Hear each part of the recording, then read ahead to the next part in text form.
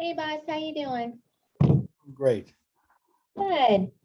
Yeah, Uh, Thanks for posting the contract. oh, you're welcome.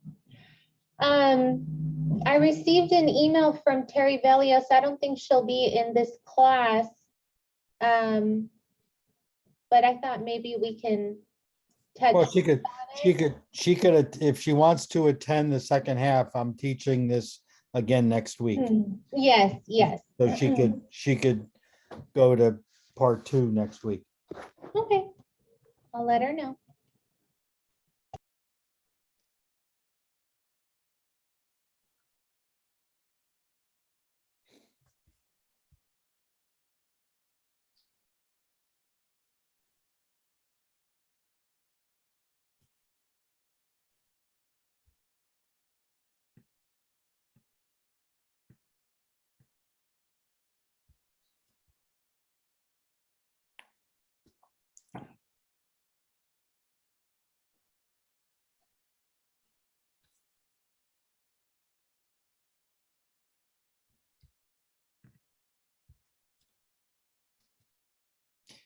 Chelsea, nothing against you, but I'd rather look at the contract instead of Rob's face. So I'm gonna start sharing the screen. Okay.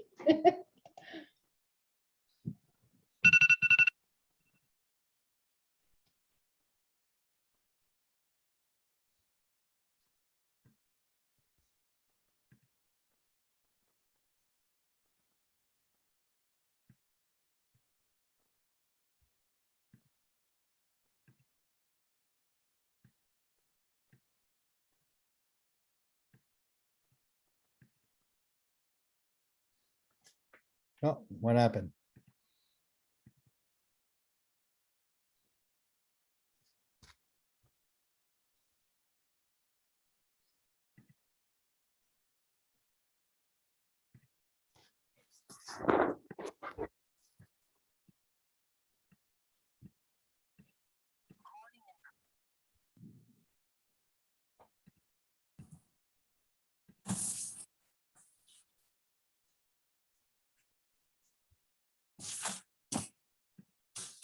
Okay.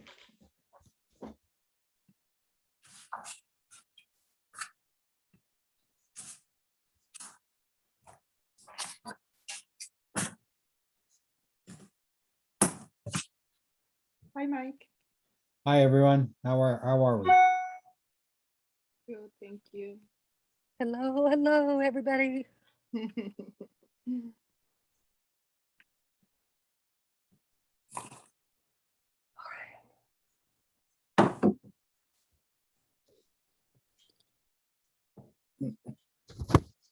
How you doing today, Mike?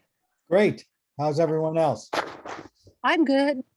I don't know about everybody else, Doing well, thank you. but I'm here. I'm ready to get this baby going. All right. I got 1 o'clock. So Chelsea, if you could do me a favor and repost the contract as well as let people in. I'm gonna get started right now. Sure, got We left off yesterday at paragraph 5. And let's get started on that. So paragraph 5 is additional terms affecting the purchase price. And the first thing that's important is that, I mean, the same thing applies as the current contract. Buyer represents that funds will be good when deposited with escrow holder. The difference in 5A, what's a little different is that there's no option, like I said yesterday, to give the check to you, the agent. Everywhere in here, it says that it's going to be given, the buyer's going to be giving it directly to the escrow holder, and it's going to be a wire transfer unless it's something else that you mark. And if it's not acceptable, the way the funds are going to be delivered to the escrow holder, then they could force the buyer to deliver, to make sure that the delivery is a wire transfer. So that's spelled out a little bit differently. In A, 5A also, in number 3, there's a new paragraph that was added, basically saying that the deposit is not, there's no such thing as a non-refundable deposit. You have to go through the process. If liquidated damages is checked, you got to go through the process of liquidated damages and go through the mediation and along those lines. And the seller needs to prove that there's a loss in order to collect it. So it just spells it out a little bit more clearly on that. B, all cash offer, that's still the same. In C, regarding the loans, it talks about the what's new is number C3, buyer's loan status. And then it talks about that the seller's agent is allowed to contact the buyer's agent to determine the status. No other questions other than just how's the status of the loan going. So he writes, it says it in this contract that now the seller's agent can contact the lender to see what the status of the buyer's loan that they are trying to get. And if the buyer's lender has changed, if you look at the last line in paragraph 3, if that pre-qual or pre-approval letter has one lender on there and the actual lender that's doing the loan is someone else, then the listing agent shall be provided the contact information within 1 day of the seller's request to get the new updated information on that. So that's new on there also. Paragraph 4 talks about that just talks about FHA, VA, and that the requirements in getting the loan need to be given to the seller within, I think the default is 17 days there, but that in the last line, the seller has no obligation unless agreed upon in writing to do any of the repairs specified in the FHA or VA terms of condition of the home. D is basically the same, and E is also the same, where the credit to the buyers is limited to what the lender will approve. We talked about that in previous classes, where a credit for, we usually say closing costs and whatever the lender allows. If the seller and buyer negotiate a $20,000 credit for closing costs, and the closing costs are only $10,000, the lender will only allow the $10,000 credit. And it's in this contract that it says, Mr. Buyer, even though you negotiated $20,000, all you're going to get is what is limited by what the lender is willing to give, which is the $10,000. It's not the obligation of anyone to pay the difference outside of escrow, creating lender fraud or whatever. It's limited to the amount that allowable credits. And then 6A and B are the verifications, and the verification of down payment and closing costs, as well as the verification of the loan applications. So pretty standard on this. Let's take a minute for any quick questions that you have on this page.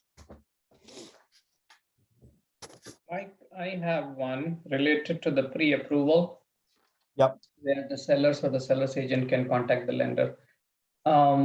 If a buyer does change the lender, is there anything mentioned about new pre-approval required to be provided? No, it doesn't say that. All it says, from what I remember reading it, is that if it is changed, then you as a seller's agent have the right to get the information within 1 day of request, and then you could talk to the then you could talk to the new lender on that. Right, that's what it sounds like so far. Just one information, while we talked about the limit on the closing cost, there is also a Fannie Freddie limit on a maximum of 2% credit, even if the closing cost exceeds 2%. Okay, cool. All right, let's move on. Page 5. Buyer stated financing. Everything is pretty much the same. The important thing that I want to point out is, and what I think is added, I don't think it's in the old or the current contract. If you look towards the end of the paragraph, seller has no obligation to cooperate with buyer's efforts to obtain any financing other than what's specified in this agreement. We got that. But shall not interfere with closing at the purchase price on the close date, even if based upon alternative financing. So in other words, buyer saying he's going to get a 50% loan and winds up getting a 90% loan.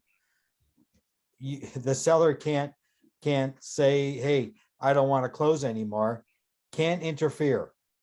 It doesn't have to cooperate. So the seller says, I don't have to cooperate. Let's say the seller says, I don't want to cooperate and I'm not letting, it was an all cash offer.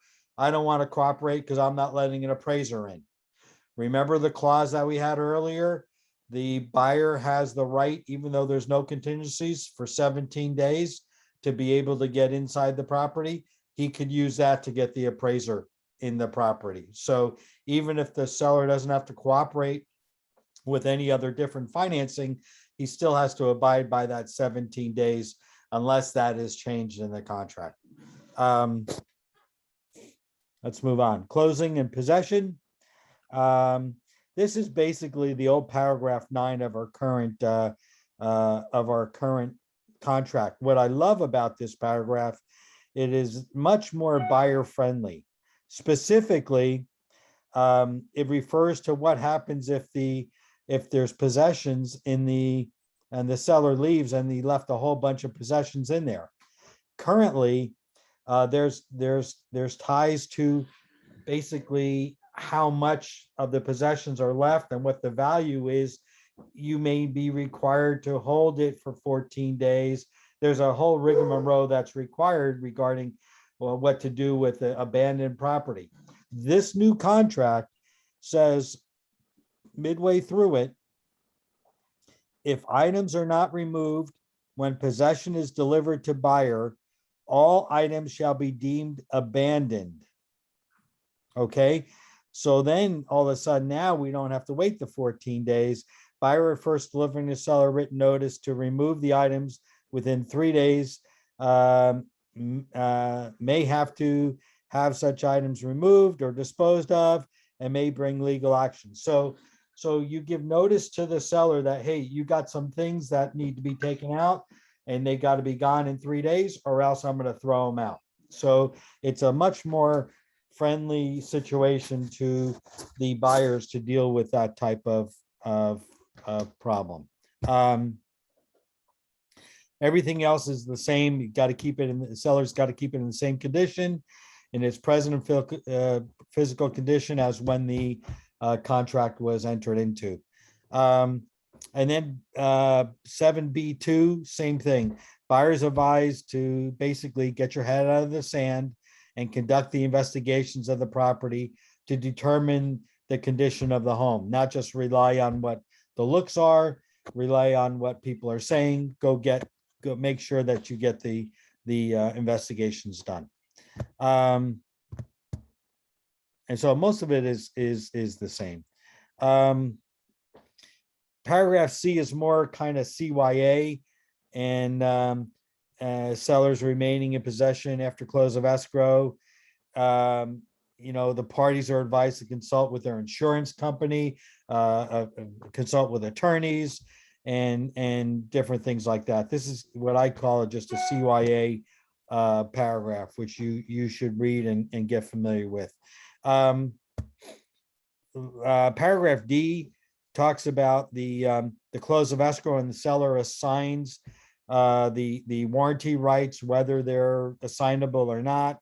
The important thing is that it spells out paragraph E, seller shall on close of escrow, unless otherwise agreed upon, and even if seller remains in possession, they are to provide keys, provide the passwords, and everything else. So sometimes we get into a problem where the seller doesn't want to, even though the contract says provide keys at close of escrow, they say, hey, we're still in here. We're not going to give keys until after we move out. So this kind of spells it out a little more clearly on that.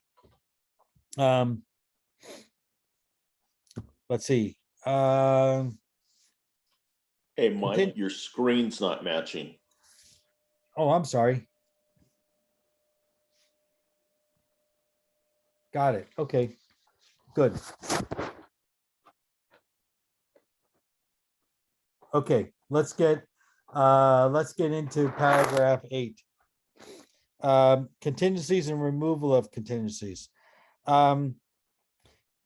Basically, the first thing it says is that the buyer needs to act in good faith.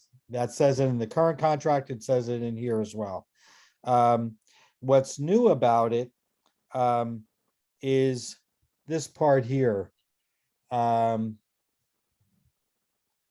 Regarding the loans.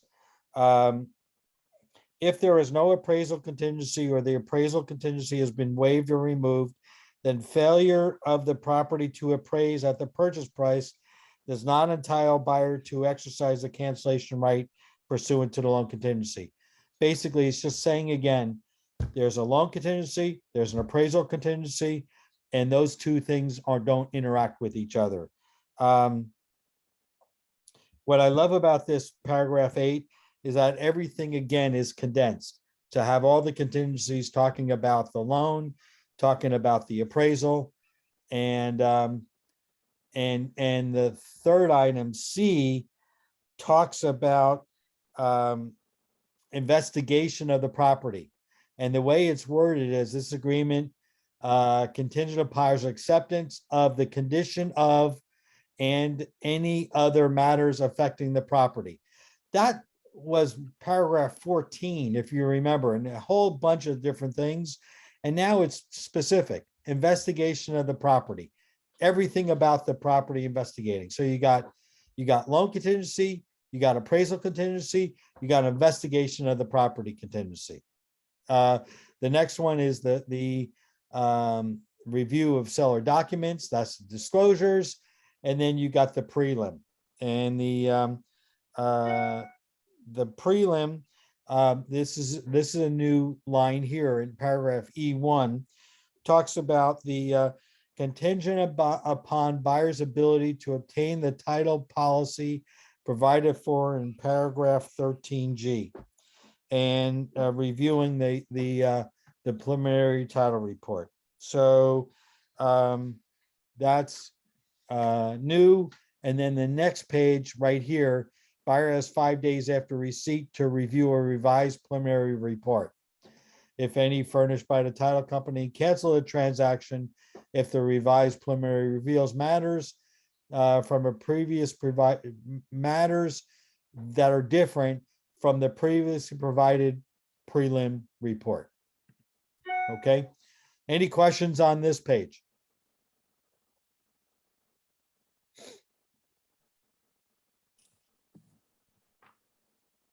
Okay, let's keep on Quick, going. Mike, Yeah. let me just interrupt for a moment. So the appraisal and the loan, they come back with the lower, so that doesn't apply.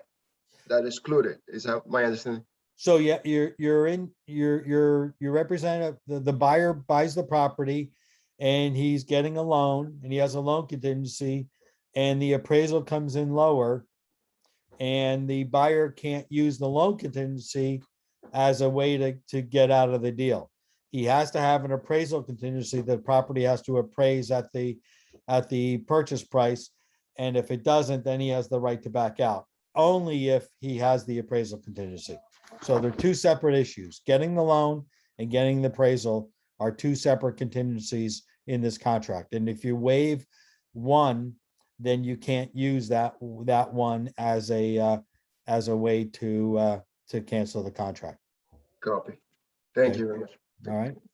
Okay, let's go through, let's see, condominium. It's still the contingency of getting the HOA docs. Buyer's review of leased and liened items contingency. That's, typically it's the solar, could be other liened items or leased items in there, but there's timelines that are associated with it in the grid on paragraph 3. I believe everything is 17 days. Paragraph H talks about that if there is a removal or you waive the contingencies, you have to have that contingency removal. And that what you do is in paragraph 3, you check the box and it automatically spit out that contingency removal.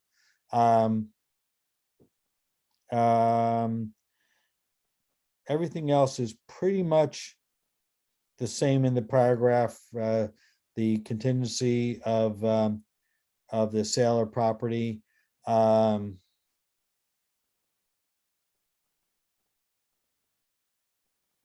Yeah, and also states in the contingency removal that it's an active removal. It's not a passive removal. So if the timelines come and go, that contingency is still part of the contract, and it'll only be eliminated if the buyer removes the contingency or the seller has to give the notice to perform, either forcing the buyer to remove the contingency or to cancel the contract, or the seller cancel the contract due to the notice to perform. Paragraph 9, there's nothing new in this paragraph. This was what was in paragraph 8, and what is included, what's not included. Use that checkbox that we went over yesterday, and it needs to be checked in there. One thing I want to point out is 9B. Note, if seller does not intend to include any items specified as being included, and that even that it may be not even owned by the seller, say staged furniture, it should be listed as being excluded. Okay, don't leave it for that you're even though it's not the seller's property, that it's automatically thinking that it's going to be removed. Sometimes I did a transaction last year where the stager put in a window valance, above the curtains, and we needed to make sure that that was not part of of what was going to stay, because it didn't belong to the seller. It belonged to the stager on that. They added a few things above here in terms of what stays and what goes. Any cleaning equipment, such as motorized pool cleaners, pool nets, pool covers, things like that. Oh, and also light bulbs, including smart bulbs. That's another added addition to this new contract versus I didn't see it in the existing one. Pretty much everything else is the same.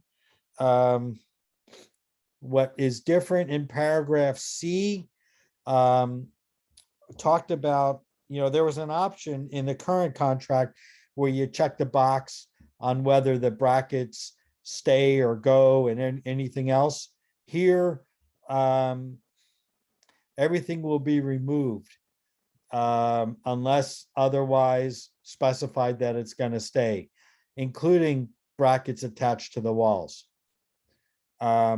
So basically what's going to stay are items like audio video that's built into built into the walls or ceilings.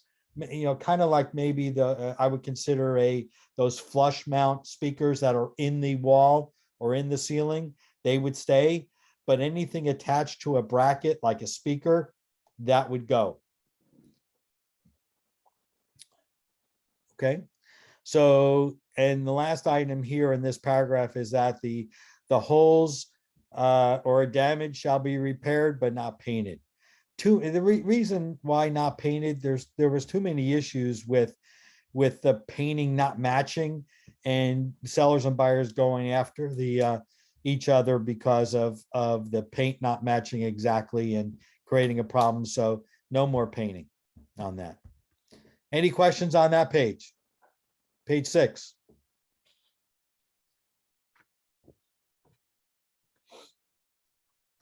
Okay. Allocations of costs. You know, it is expanded a little bit regarding and detailed out regarding paragraph B, the installations and property improvements to 7 days, so that it could be done. Just make sure that it gets done before the appraisal. We're talking about things like smoke detectors, hot water heaters, that type of stuff. So 7 days was the limit on that. Inspections, reports, and certificates are all that's the same there. It determines who's to pay for the inspection. It does not determine who's to pay for any work repaired on that. Paragraph B is there. Point of sale requirements. The important thing for point of sale requirements is it's local jurisdictions, not statewide jurisdictions, not yet. So you got to be up on it, and you got to make sure that you're up to speed on if you're selling a property or representing a buyer on a property, where it's located, and get the updates on that. Paragraph 3, reinspection fees. If, say, they're supposed to be, for example, the appraiser comes in and the smoke detectors aren't installed, and the appraiser is saying that, hey, I got to come back, and there'll be a reinspection fee. This reinspection fee, the default is that seller shall be responsible for the reinspection fee. And that's spelled out in there, where I don't believe it was spelled out in the current contract. Home warranty. No,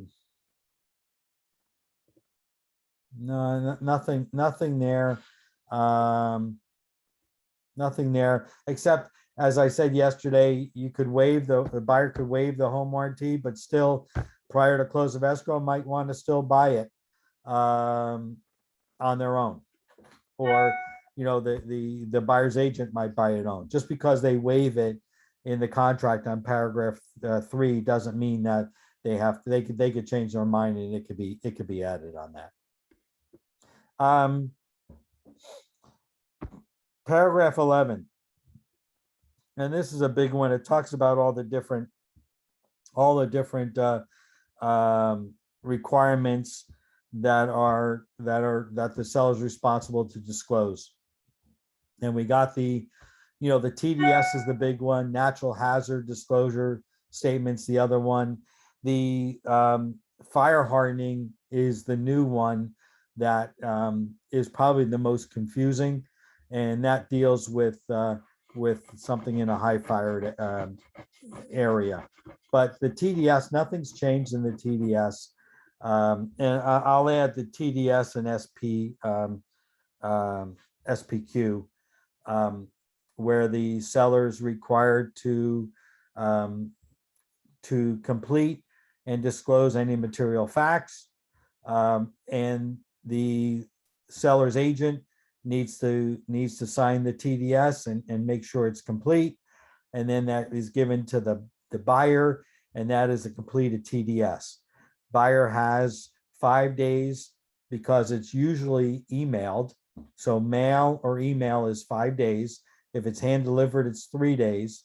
The right to review and they can cancel the contract if they so desire without any excuse on that. So, but it's got to be a completed TDS. So if the seller fills out everything, completes the TDS, but the seller's agent did not sign the TDS or did not provide their visual walkthrough, if they check the box with an avid checkbox and never provide the avid, that's not a completed TDS. So the law is clear that 5 days from a completed TDS, the buyer has the right to cancel the contract. Now, if, for example, the buyer discovers something, then that does not constitute a new TDS. However, if the seller finds something or something happens that he's aware of and he needs to update the buyer, that would be an amended TDS or a brand new TDS, which would kick in the 5 days again. So there was talk about, you have no contingencies, and the buyer was given the TDS up front with the disclosures, signed off on the TDS, and then the buyer has an inspection done and finds a problem with the property. Can they get out of it? And the answer is you can get out of it if you get a new TDS, but the seller's not required to provide a new TDS on something the buyer discovers. The buyer should have either had a investigation contingency or should not have removed the contingencies before they felt comfortable selling. I'm sorry, my dog is irritating me. Anyway, so the TDS is important, but it's also important. And again, we keep on talking about the buyer having investigating rights and have a contingency on that. It's biting us in the butt right now with this no contingencies, and only going to get worse when the market turns and prices don't escalate as much as they're escalating, and the buyer's going to be looking for redemption. So that is gonna happen, guys. Okay, so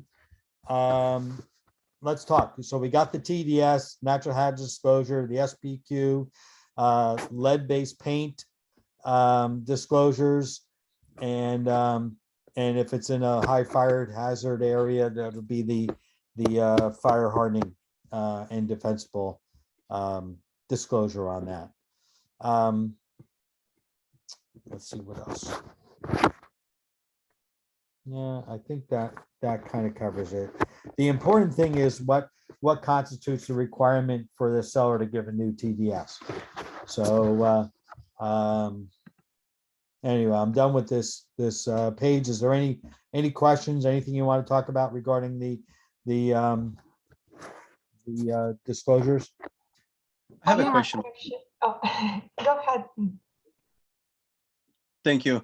Yeah, so I just want to be clear on this. I'm a little I've been a little confused. So if you remove contingencies, because the thing is that I was in a situation where the seller was taking forever for me to receive the TDS, and but they were kind of like, we were approaching the removal of contingency date.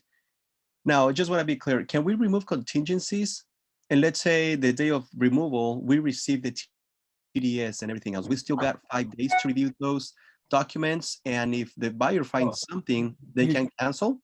You don't remove the contingencies if you don't, or if you're not provided the proper disclosures. And you have, I think in paragraph 3, it talks about you have 5 days, 5 or 7 days once you receive the disclosures, say an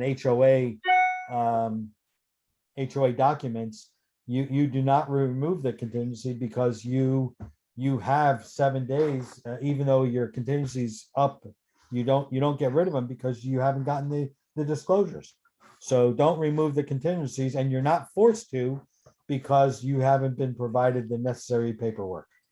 Okay, now makes sense. So it'll be fair for me to, if we're approaching the removal contingency date, to say I'm gonna extend because I haven't received or we don't have enough time to review the TDS. No, you just simply say, hey, per the contract, where's my paperwork?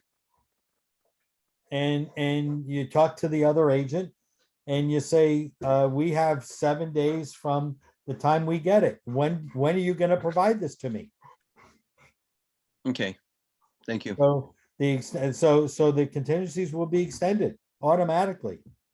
But you could put an extension of contingencies, but you don't know when that's gonna be until you actually get the paperwork in your hands. Okay, makes sense. Thank you.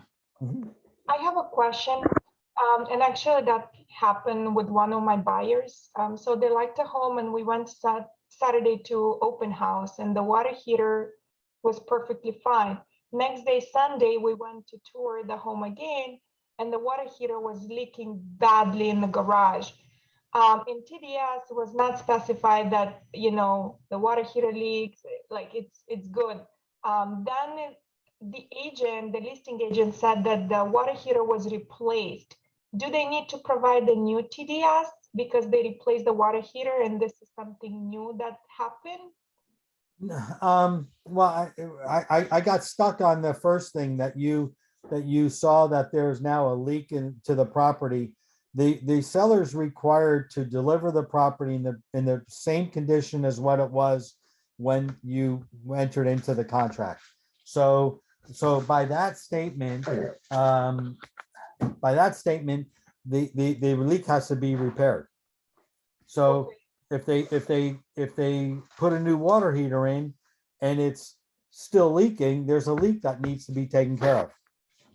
And do they need to provide the new TDS specifying that there is a new water heater recently replaced? I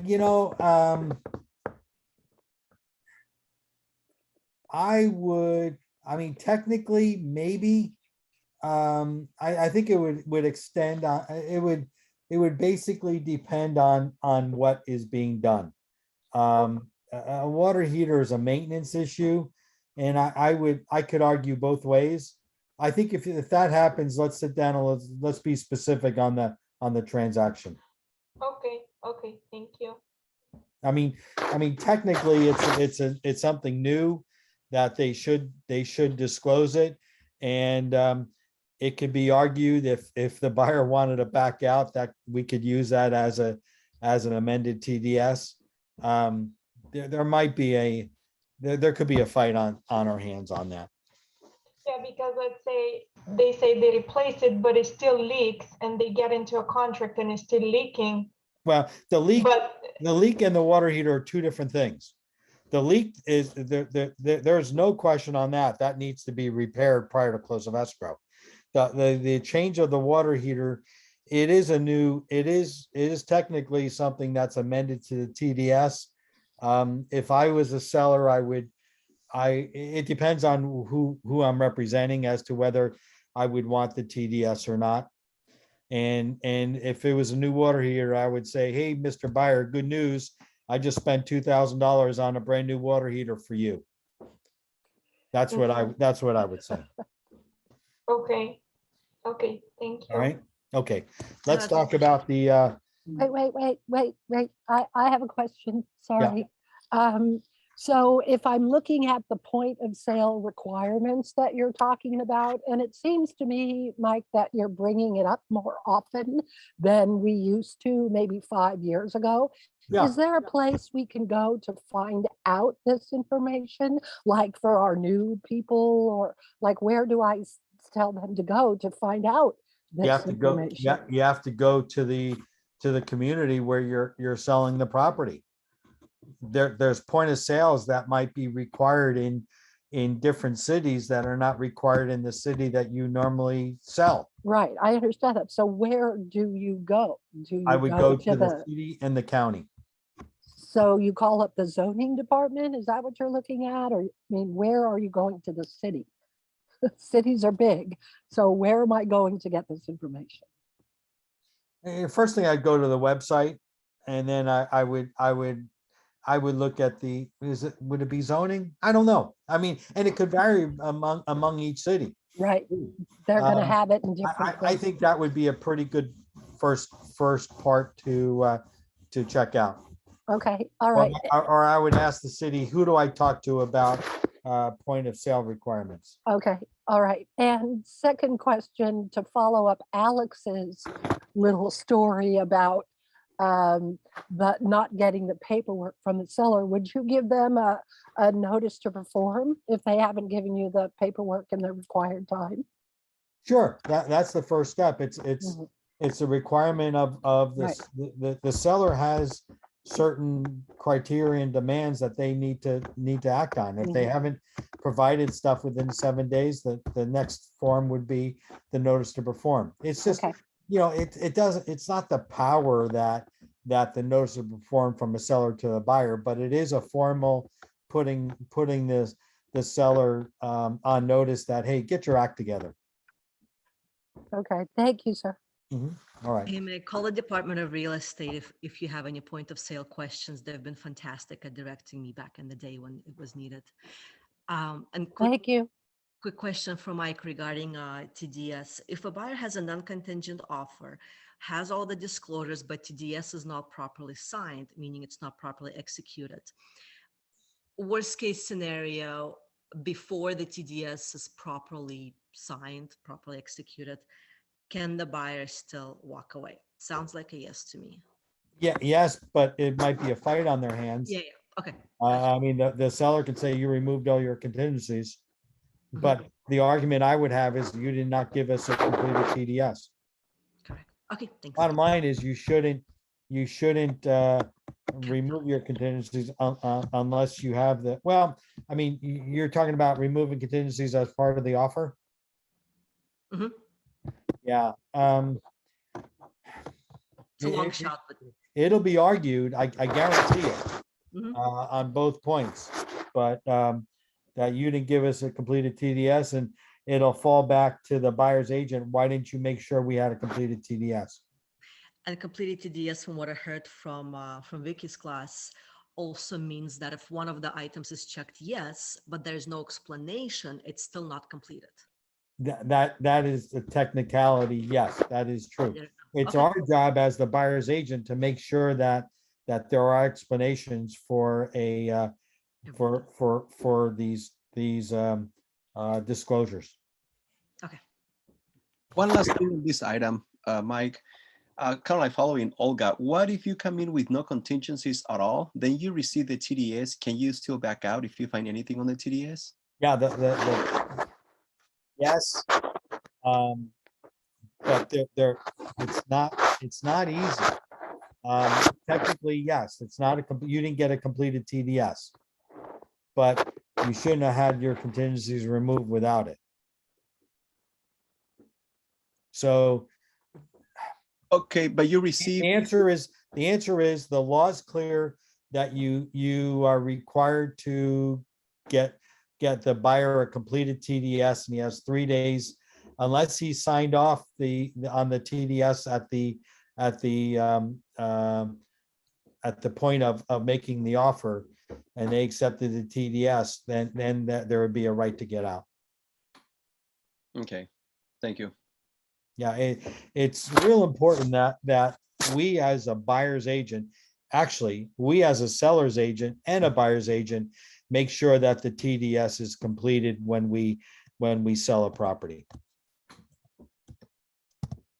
Okay.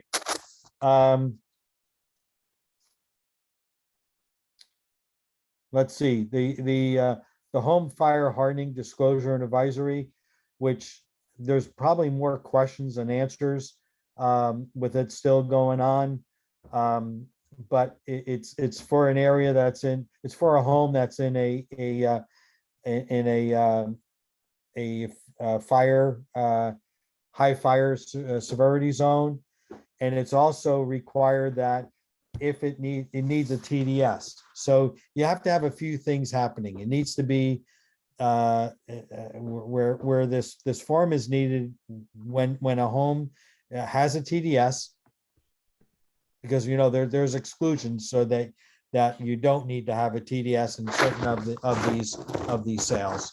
But where TDS is required, the properties in a high fire hazard severity zone, and the home was constructed before 2010.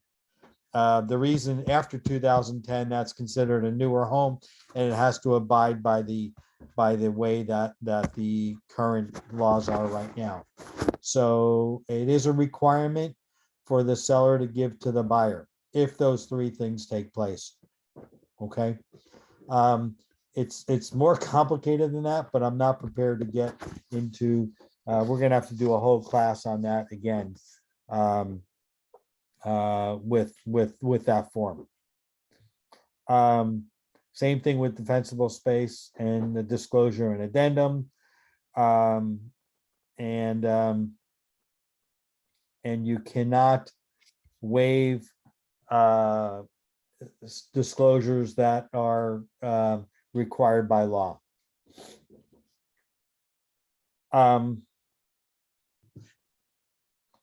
Termination rights. That is if hold on one second. Let's talk about, I'm going to go back to TDS. What if you are holding an open house and the neighbor comes to you and says, hey, the guy across the street is a sexual predator? What do you do? Disclose Well, how do you disclose it? TDS. Tell me a little more specific. What do you say? Per the neighbor, comment on X date. This is what Yeah. was told. Yeah, because you didn't look for it.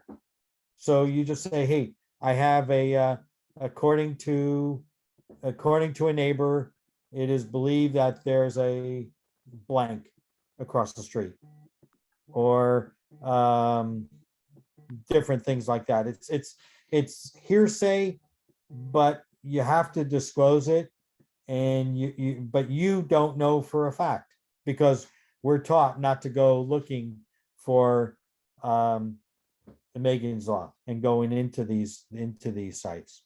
So Shouldn't we ask the buyer to check Megan's Law because we heard of that? you do that anyway in paragraph I. You're saying here's the website, and please check to see if there's a that you feel comfortable with this neighborhood. Now, my scenario was you're the listing agent or you're holding an open house. So of course, if you're representing the buyer, you're going through this entire contract and you're talking about paragraph, when you get to paragraph I, you're talking about there's a website that you could look for sexual predators that are living in the neighborhood or nearby or wherever you want to look as far as distance on that. Mike, can you clarify if I'm at an open house and a neighbor says, did you hear there's a sexual predator across the street? Are you saying that I'm going to put in my Avid, I heard a neighbor say this, or are you saying that I pass that on? Can you clarify? No, you have to do it in writing, and I would put it in my Avid that according to a neighbor, there's a sexual predator in the neighborhood. Okay. Buyer to investigate. Okay. Thank All right, you. let's talk about withholding taxes. That's the same. If there needs to be taxes being held, you're going to get a FERPTA on this. Megan's Law, we just beat that to death. Notice regarding gas and hazardous liquid transmission is the same. That's where, on the natural hazards disclosure statement, there's going to be,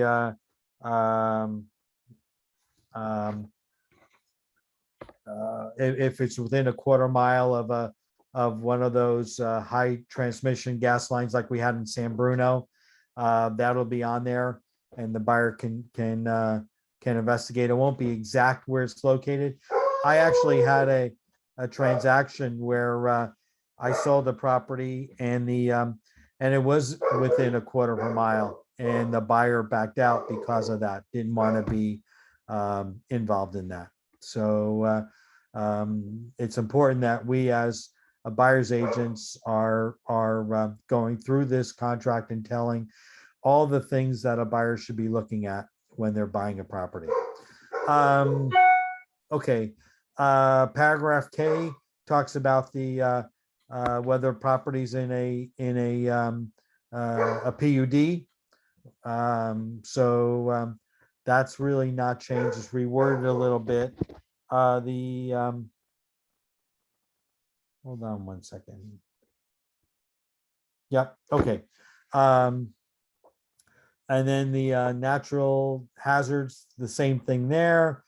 And then again, it talks about an M about where a seller has to disclose all material facts and defects in the property. So what's added, I think what's added, which wasn't spelled out there in that paragraph, and I could be wrong, it could be in there, is that there's the insurance claims within the past 5 years. I think they had it in a different place. But we know we have to sellers required to disclose that on that. Any questions on page 8?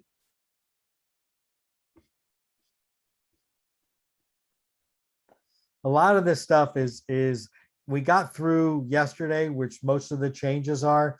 There's really some subtleties that are different, but a lot of this is the same as the current contract. Let's go into a couple changes with paragraph 12.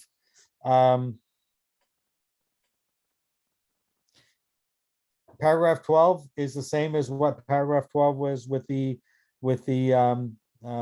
current one. A couple things are underlined is that buyer's investigations include but are not limited to inspections regarding any physical attributes of the property or items connected to the property. And then it goes into details such as the different types of inspections that are out there. And then they add number 2, all other buyer investigations, such as insurance and other items like that are part of the investigations. Especially, guys, insurance is not what it was 25 years ago. 25 years ago, you would just, the day before close of escrow, oh, I forgot I didn't get the insurance. You call up and you'd have your insurance right there. It's a different story these days, especially when with these catastrophic fires in different areas. It's harder to get insurance in the areas where you especially need insurance. Okay, so that takes care of that. What's different in paragraph C? It talked about that the buyer cannot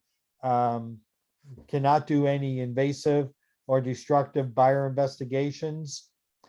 One thing that they added, shall not include any holes or drilling through stucco.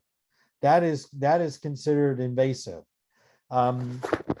Before it wasn't spelled out about going through stucco or similar material, and people might want to run some investigations, maybe regarding some subterranean termites, and you are not allowed, unless the seller is okay with it, of doing those type of evasive type of investigations. So drilling through stucco in similar matter, that's different. One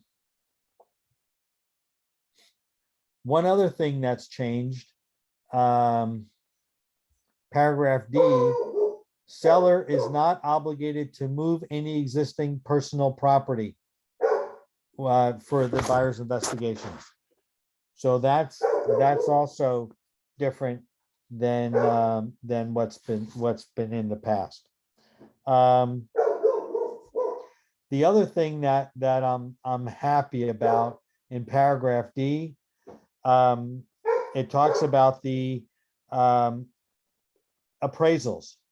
They are not include the appraisals to the seller. That's not a report. So it spells it out regarding the appraisals, that they're not part of the disclosure that the buyer is required to give to the seller. However, if the buyer is canceling the contract because of the appraisal contingency, the seller has a right to see the appraisal. So under a normal sale, the seller does not get the appraisal unless the buyer is trying to back out because of appraisal contingency. Then the seller has the right to see the appraisal.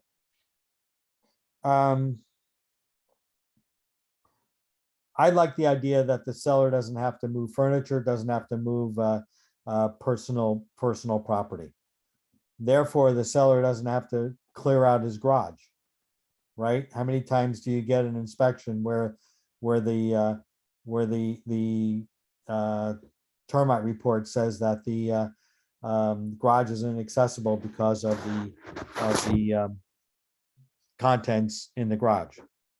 Okay. All right, title investing. Okay, so we know that that there's many ways to take title, especially two people, married or unmarried. There's different ways of taking title. We are not experts. We are not to give our 2 cents about how to take title. That is really something between the buyers and either their accountant or their attorney. There's different ways that you could take title, and that may have a tax consequence, a legal consequence, in any way that you take it. So here it says in paragraph F, last line, same thing as the current contract. Make sure that you go over this with them, is that they are to investigate and decide how they're going to be taking title. Nothing worse than doing a sign off where the buyer is getting to that question and they are confused, not knowing what to do. So prep them ahead of time on that. The other thing is that the preliminary title report, what you get on the preliminary title report and the disclosure, it's great that you review it with your buyer, but it's the second report that comes in within a few days after you're into contract that you have to really review to make sure that that one is the one that's the one that you're getting the title insurance on. So it's important that you include that with the the paperwork, and that's part of the file, and you review that with your buyers on that. Okay, paragraph new paragraphs in paragraph 13 would be paragraph C. Seller shall within 7 days after request give the escrow holder necessary information to clear the title. I don't think that was in there before. In the old RPA. Also, the other new one is paragraph E. This talks about if the buyer's an entity and the purchase price is at least $300,000, got a feeling that most of the things we sell are going to be more than $300,000.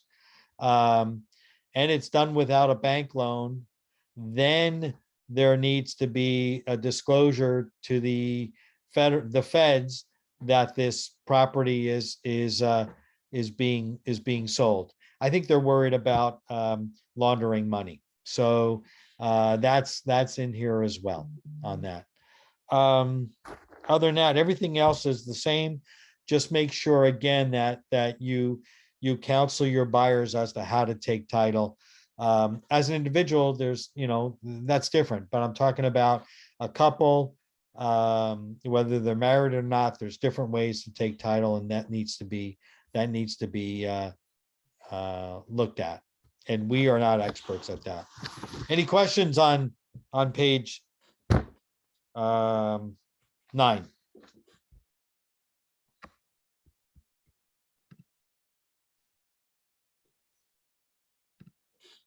Guys, I see 11 chats here. Is there any questions that I'm not monitoring the chat line? So if you have questions, let's deal with them now. Okay, moving on. Page 10. Time periods, removal of contingencies, cancellation rights. Basically, it's a lot of it is the same. Buyer has the default in paragraph 3 is 17 days. And the difference is it really talks into the investigation. It's titled the investigation rights. So everything is investigated. Let's see. You know what, guys? I got to take a 2-minute break. I got to get my dog squared away. Hold on 1 second. Come on, inside. Come on.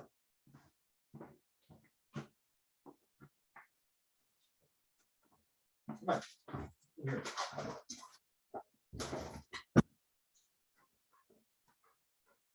Sit down. Sorry about that. What can go wrong now? He's in my office. Okay. All right, time periods.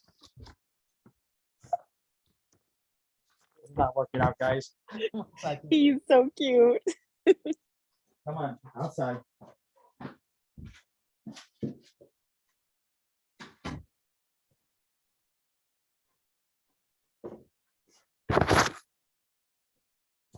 Okay. What happened to my? Let me go back. Okay, the dog was cute, but now it's all you. Yeah, that's a bummer. That's good. Yeah, here we go. Okay, are we back on track? No. Sorry, no, I see your beautiful face, but Now not we need the the contract. contract. You got to do your share screen. Share screen. I thought I did. Let me do it again. There you go. One more time. Okay, Hit the- Welcome to teaching online. There you go. You're getting there. all right. How about now? Yep, Okay, but we're on Now page you got 1. it. Now you got it. all right. I'm sorry. My dog is still a puppy, and the problems of being home. It's okay, Mike. I have 2 kittens. I have the same problem. I think my dog is louder than your 2 kittens, though. Yeah. But All right. your dog is not climbing on top of your computer, is it? Yeah. Okay. All right. So let's talk about this paragraph 14. Basically, the buyer has the right to do his investigations. He could ask for repairs, which would be the request for repair form. He could cancel the contract. He could accept it and move on. And the buyer, and the seller has the right to cancel if the buyer does not perform, and the buyer sends out a notice to perform, and after a couple days, the buyer is non-responsive, then that seller has the right to cancel if the buyer does not perform. The changes to the notice to perform is that now they do not have that option of 2 days or blank. Now it's just 2 days. Same thing with the demand to close escrow. It is 3 days and not blank. So you can't make it less or more, but it's those days are the ones that are the ones that are agreed upon. The bottom line is what let's go back to where the buyer after the 17 days or the amount of days that you have that to do these investigations, if you have a contingency, come up to those days, the buyer can cancel the contract based on his investigations. Now, I also want to preface this, but the buyer's got to act in good faith. So if he just gets cold feet and wants to cancel, maybe because the next door house came on the market and it's a better value, he needs to be careful about how he's canceling. We had a situation not that long ago where the buyer decided that they were in escrow on a townhouse, and another townhouse came up in the same neighborhood, the same building, and they wanted to drop that one and went with a new one. And the question is, what was the excuse? What did you use as an excuse? You can't say anything about the neighborhood because you're buying something in that same neighborhood. So it can get tricky on that. And the seller was going to sue for not negotiating in good faith. So just because you have a contingency doesn't mean that you could do whatever you want in terms of canceling the contract. If you say that I'm buying a house and I want to back out, and I say it needs a new roof and I want to back out, the seller can say, I'll put a new roof on. Now what's your excuse? So you got to be really careful about how if the buyer wants to back out for non-obvious reasons, or because they want to take advantage of another opportunity or something like that, you got to negotiate in good faith. Let's see what else here. So we got the buyer right to cancel. We got the seller right to cancel. Usually the only seller contingency, and rarely do you see it, is when it's added that the seller needs to find a replacement house on that. That would be a seller contingency that is not in this contract, but it would be added to that. Most of the time, the seller contingency, or the seller has the right to back out, usually because of buyer's non-performance. So let's see what else here.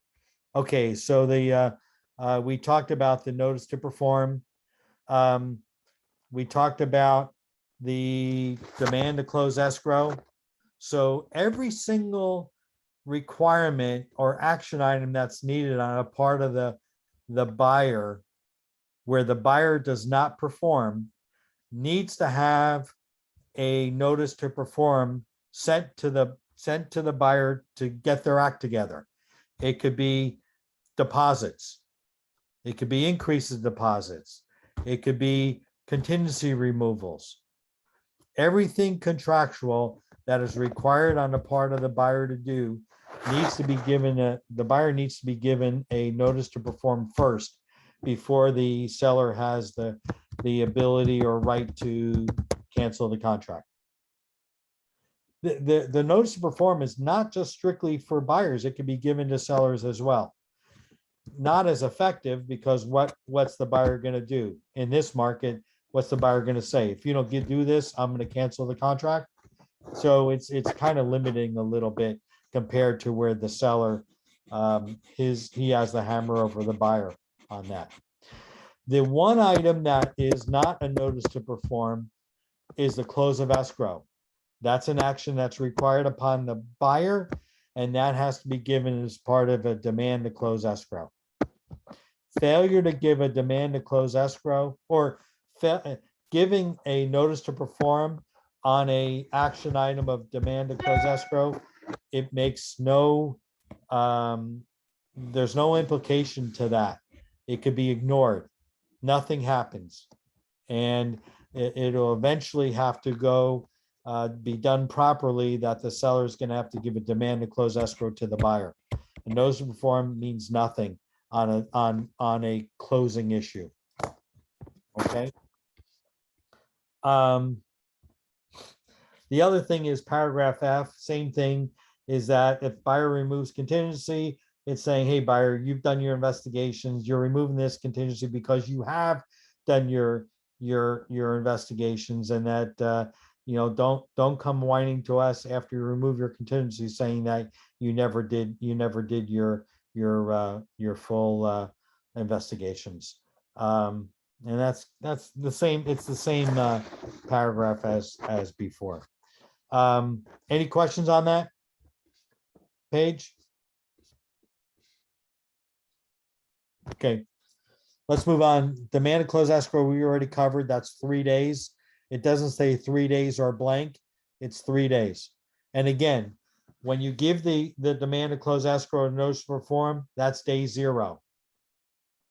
Then day 1 is the next day, day 2 is the second day, and day 3 is the third day. The end of the third day would be the demand to close escrow. So the last line here, what I said earlier, if a demand to close escrow is incorrectly delivered and it's given too early, then that same thing with notice to perform. If it is given too early, then it could be ignored and it's invalid and a new one has to be given.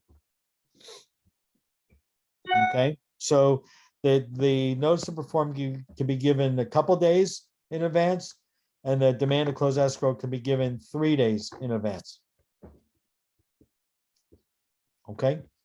The deposits, cancellation of deposits, if there's a legitimate reason that the buyer can cancel escrow and it's not being contested by the seller, the seller just can't be sour grapes and not sign off and return the deposit or ask the escrow company to return a deposit. They have to do it in a timely manner. I'm talking sour grapes. Now, if there's a contested on the deposit, then that money will sit in there and there's no penalty for a seller to not release the deposit. Civil Code 1057.3 can fine a seller up to $1,000 for a seller having sour grapes and not releasing the deposit or giving instructions to the escrow company to release the deposit. Let's see, I think that takes care of that. Repairs. The repairs is the same as the old contract. Oh, I want to tell you one thing that's added back to H is this note. Neither agents nor escrow holder are qualified to provide any opinion on whether either party has acted in good faith or which party is entitled to designated the deposited funds. It's putting us and the escrow holder, getting us out of the the decision making, and we are not part of the contract, and it's a dispute between the buyer and the seller. So that was added. I wanted to make sure that was changed. Repairs, same as the old contract. Seller can make the repairs himself. He just needs to provide the invoices. The matching of the colors might not be exact because of different dye lots and things like that. But the seller can do the repairs. Paragraph 16 is changed, and we talked about a little bit yesterday, is that number one is that buyers shall have the right to make a final verification. Okay. Hey, Mike, yeah. I'm sorry to interrupt you, but everyone's hearing a lot of noise in the background. Everyone is muted except for you, so I might be me. wonder. Yeah, I'm moving some papers around. I'm sorry. Oh, okay. I thought it might be the dog. No, he's probably tearing up my living room right now. Okay. All right, thank you. All right, sorry about that. Okay, so final verification of condition, that's the walkthrough. The buyer shall have the right to make a final verification. Doesn't say they have to, but they have the right to do it if they want. And as a fiduciary, when you represent a buyer, you should encourage that walkthrough to take place. The big difference is what we covered yesterday, with that within 5 days versus in 5 days. So we need to be more exact onto when we're scheduling the walkthrough on that. Prorations of property taxes, that's the same. Everything is prorated to a close of escrow date. What I do like about this is midway through the paragraph, this is added. Any supplemental tax bills delivered to escrow holder prior to closing shall be prorated and paid as follows. And again, that was never in there, but sometimes someone buys a property and then sells it again, and there's a supplemental tax that wasn't taken care of that needs to be handled. So that is added. Other than that, pretty much the same. Paragraph 18 is the compensation. And that's where, if you have a buyer broker agreement, that's the only talk about whether the broker's getting paid from the buyer or the seller, because again, we are not parties to the contract. So we just need to make sure that incorporates how we're getting paid on that. Scope of duties exactly the same, no changes to that. And that's saying that that's kind of a CYA for us. We as a buyer's agent did not tell the buyer what he needs to pay for the home. We do not guarantee that the home's in great physical condition. We do not guarantee any of our vendors. We do not guarantee the inspections. We do not everything in here about what we do not guarantee. We don't provide legal or tax advice, and that's a CYA on that. It's important that it's in there, but it's even more important that you go over it with your buyer and seller when you're reviewing the contracts for acceptance. Paragraph 19 is the joint escrow instructions. And basically, this hasn't changed either. And it basically gives the power to the escrow holder to do what they're supposed to be doing in order to facilitate from the start of acceptance to the close of escrow. Questions on page 11? Mike, is there a place where it says what you are supposed to do? I'm sorry, can you repeat that? I didn't hear you. Is there a document which says what we are supposed to do for the clients?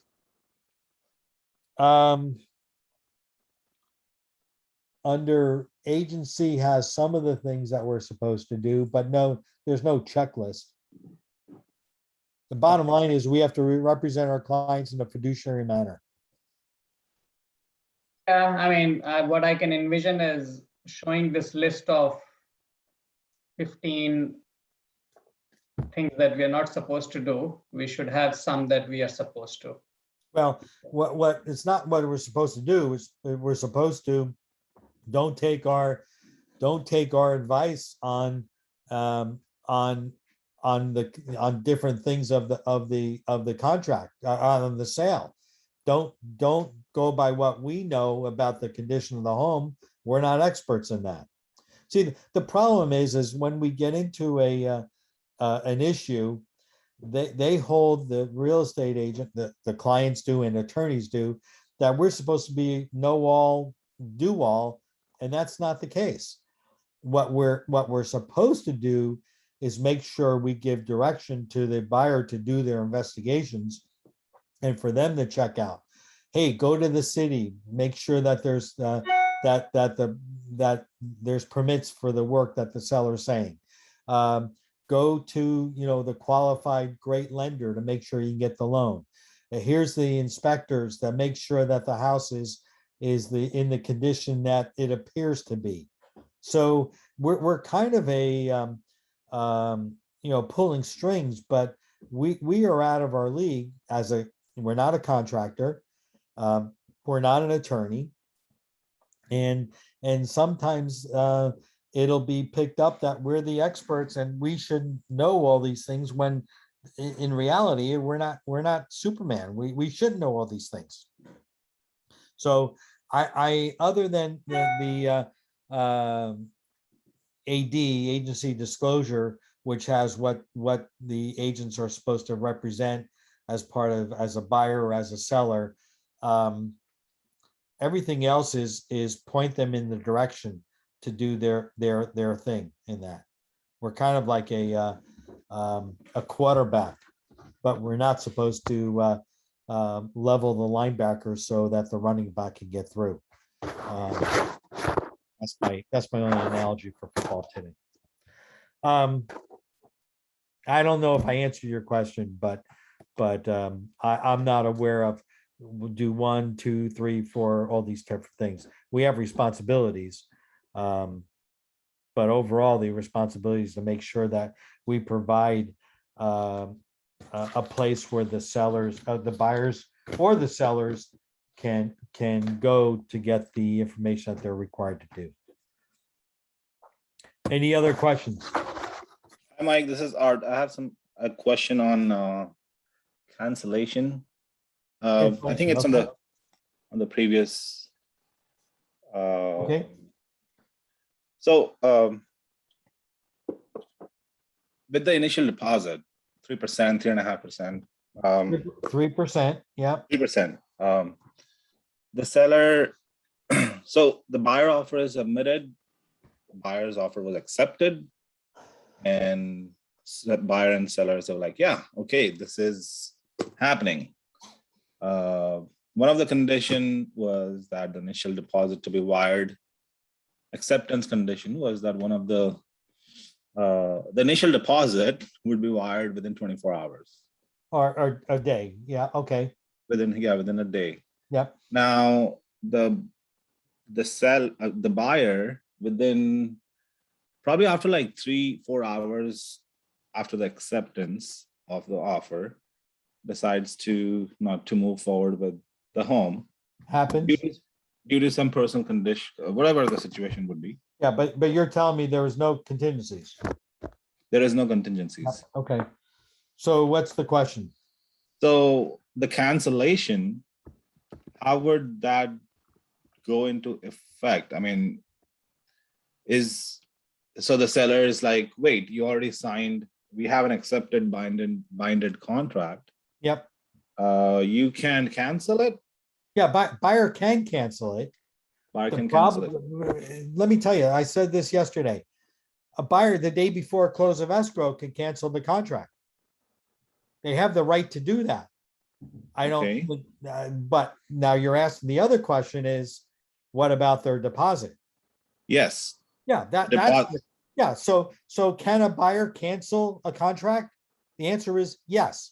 They can cancel it the minute after they sign the contract They can Yes. say, I don't want to buy this anymore. Mhm. Can it be held in default? Is there a breach of contract? Maybe. So let's forget about the cancellation. That can be done. Okay. So Okay. the question is now the buyer at risk their deposit? Even if they did not make a deposit, are they at Yes. risk their money? And I got to go with our attorney that says yes. Okay. So now the question is does the seller have the, do they have the, do they want to go through the process and go after the buyer for damage? Right. That's up to the seller. And if the notice to perform was sent on the same day when the offer was accepted, then it could have been, I mean, Well, the notice to perform means nothing. If the buyer wants out, a notice to perform doesn't need to be given. The buyer wants out, he's canceling. okay. Okay, thank you. Yeah, the notice to perform is when you basically don't hear anything from the agents or Right. from the buyer, or they're hemming and hawing or whatever. But if a buyer says, I want out, there's no need to give a notice to perform. Right, yes. They're sending a cancellation. Okay, got it. Thank you, Mike. Yeah, no problem. But again, what I want to be clear about is, does the buyer have the right to cancel? Absolutely. The buyer could say, I'm canceling. I'm not going to sign off today, even though it's supposed to close tomorrow. Can he do that? Yes, he has that right. But what are the ramifications? That deposit may be at risk. Okay. Okay, let's move on. Page 12.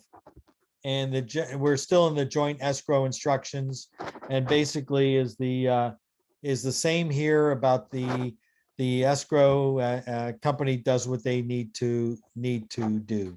The difference here on paragraph D, agents are not a party to the escrow except for the sole purpose of receiving money. That's it.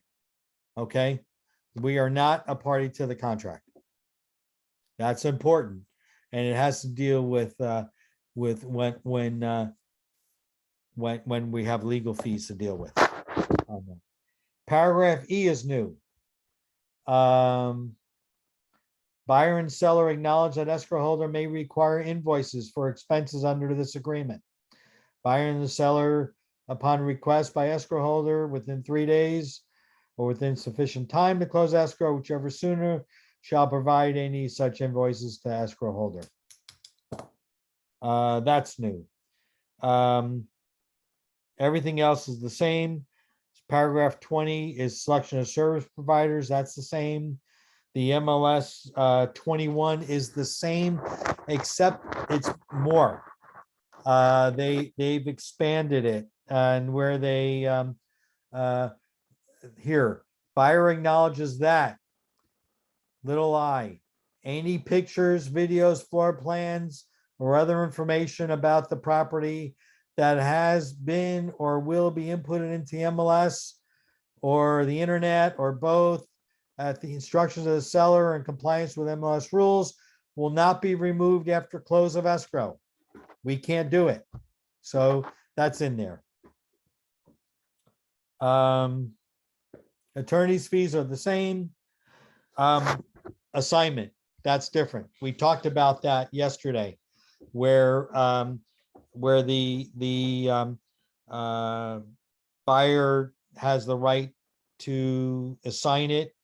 The seller has to agree to it, and it has to be done within the 17 days as per paragraph 3. So let me tell you what's new. Buyer, right here, buyer shall disclose assignee with all documents related to this agreement, including but not limited to the agreement and any disclosures. Okay, so the assignee needs to get everything, everything including the disclosures. Remember, the assignee has to abide by the contract that the buyer is assigning. Okay. Whether or not an assignment requires the seller's consent at the time of assignment, assignee shall deliver a letter from assignee's lender that assignee is pre-qualified, pre-approved as specified in paragraph 6B. So the seller has the right to get the pre-approval letter from the from the person that was assigned it, from the buyer to the assignee. And then there's cases if the assignee doesn't do something, then there's consequences. So a little bit different, like we talked about yesterday. The assignment is kind of more timelines have developed. It's got to be within the 17 days. After 17 days, it's no longer considered that the unreasonably withhold the approval. After 17 days, the seller doesn't have to approve the assignment. So that's different than what we've been dealing with in the past. And then paragraph 24, there's no discrimination. And then the definitions paragraph kicks in. Any questions on that?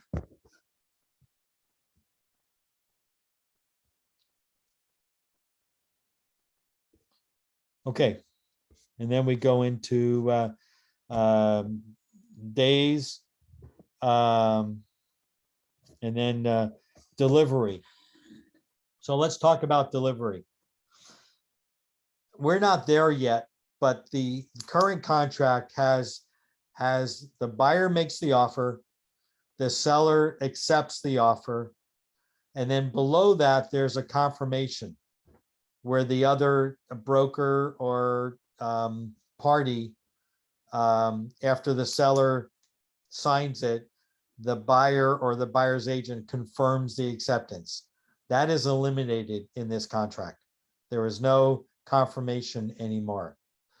What does it take to have a valid contract? What three things do we have to have? Anybody want to take a stab at it? Buyer sale signature and We need the offer signed by the buyer. So we need the buyer's signature. Buyer delivery performance. We need you said it. We need the buyer's signature. We need the seller's acceptance. And the third item is the delivery of the acceptance. That constitutes a valid agreement. Okay, so day paragraph J, day talks about the calendar days or days. And the only thing I want to tell you, everything is a calendar day, except the deposit to escrow is based on business days.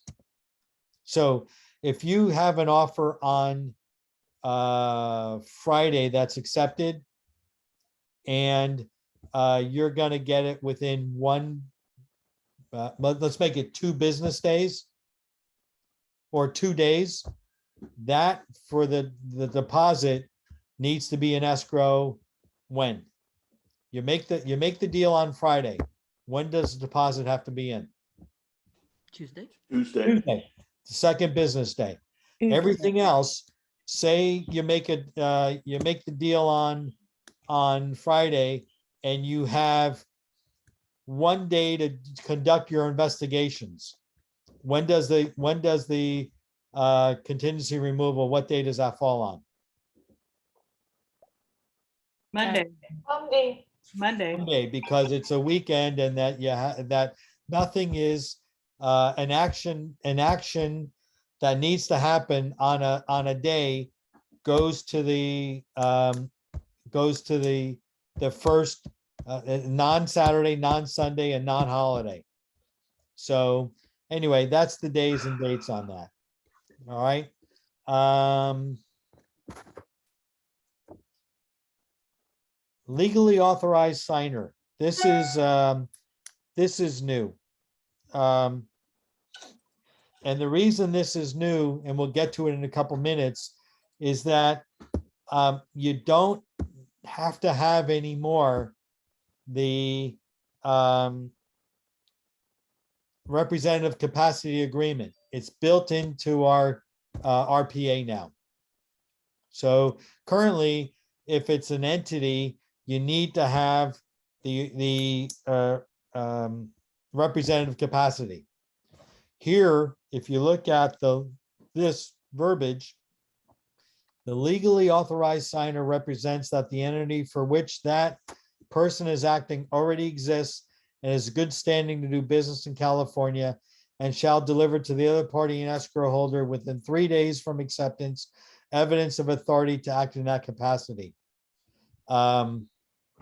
Anyway, so a trust, a different, corporate resolution, power of attorney, anything like that.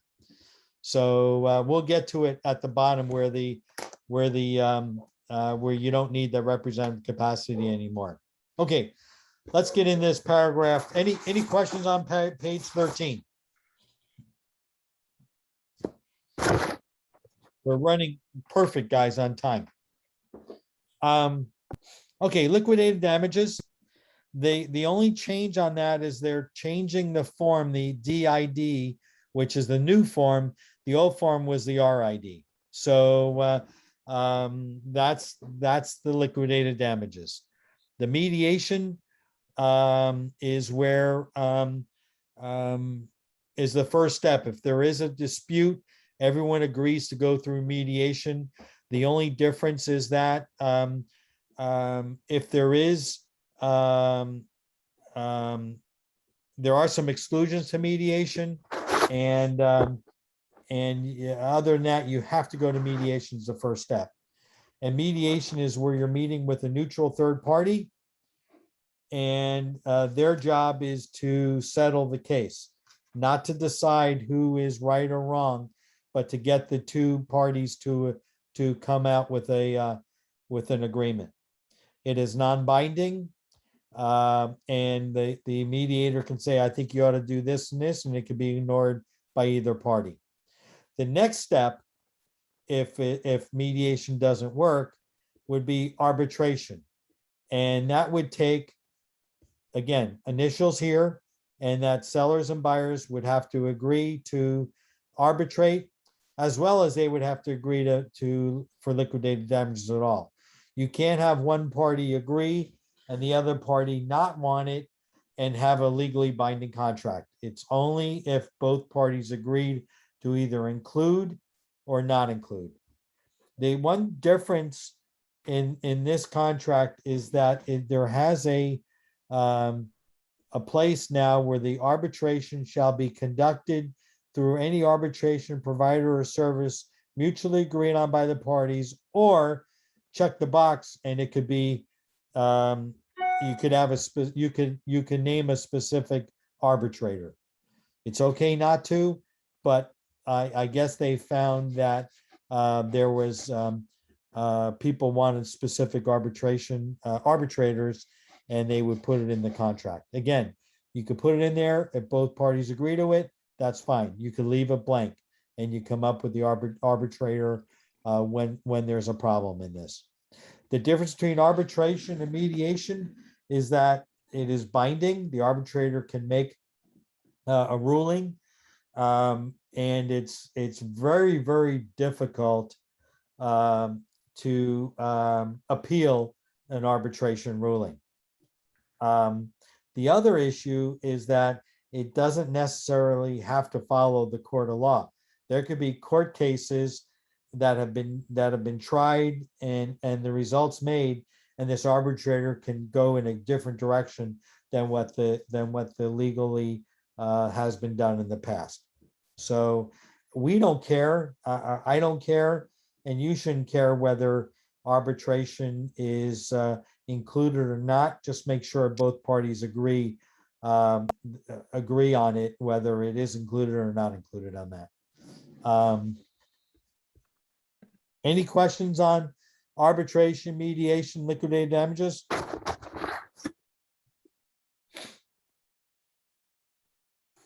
Okay, the only real change is that the ability to name an arbitrator. Okay, paragraph 32. Expiration, so expiration of order of offer. It'll be on paragraph 3, talks about the length of time, and this is just explaining explaining that the expiration of the offer. Notice paragraph 32A. Seller has no obligation to respond to an offer made.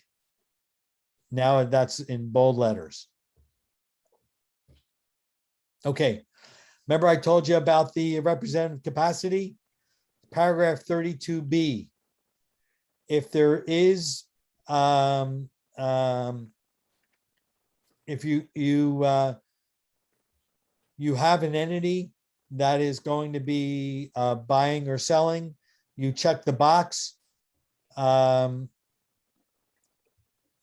If by checking the box, you don't need a representative capacity disclosure. Now, you still could use one, but this eliminates the need for it because it explains, okay, if there's an entity, what is it? Paragraph B1. Is it a trust or whatever it's going to be? It's either a trust, corporation, LLC, probate estate, whatever. This agreement is being signed by a legal authorized signer in the representative capacity. And paragraph 3 is the name of the legal authorized signer is Joe Smith. And that eliminates the representative capacity.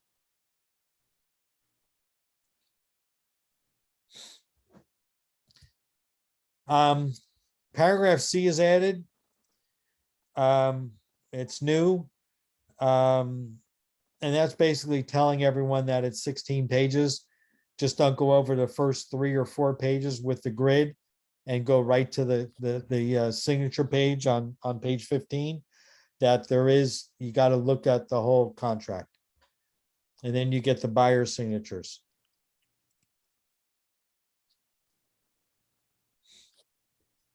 If there is more than 2 buyers, then you have that form ASA, just like if there's more than 2 sellers.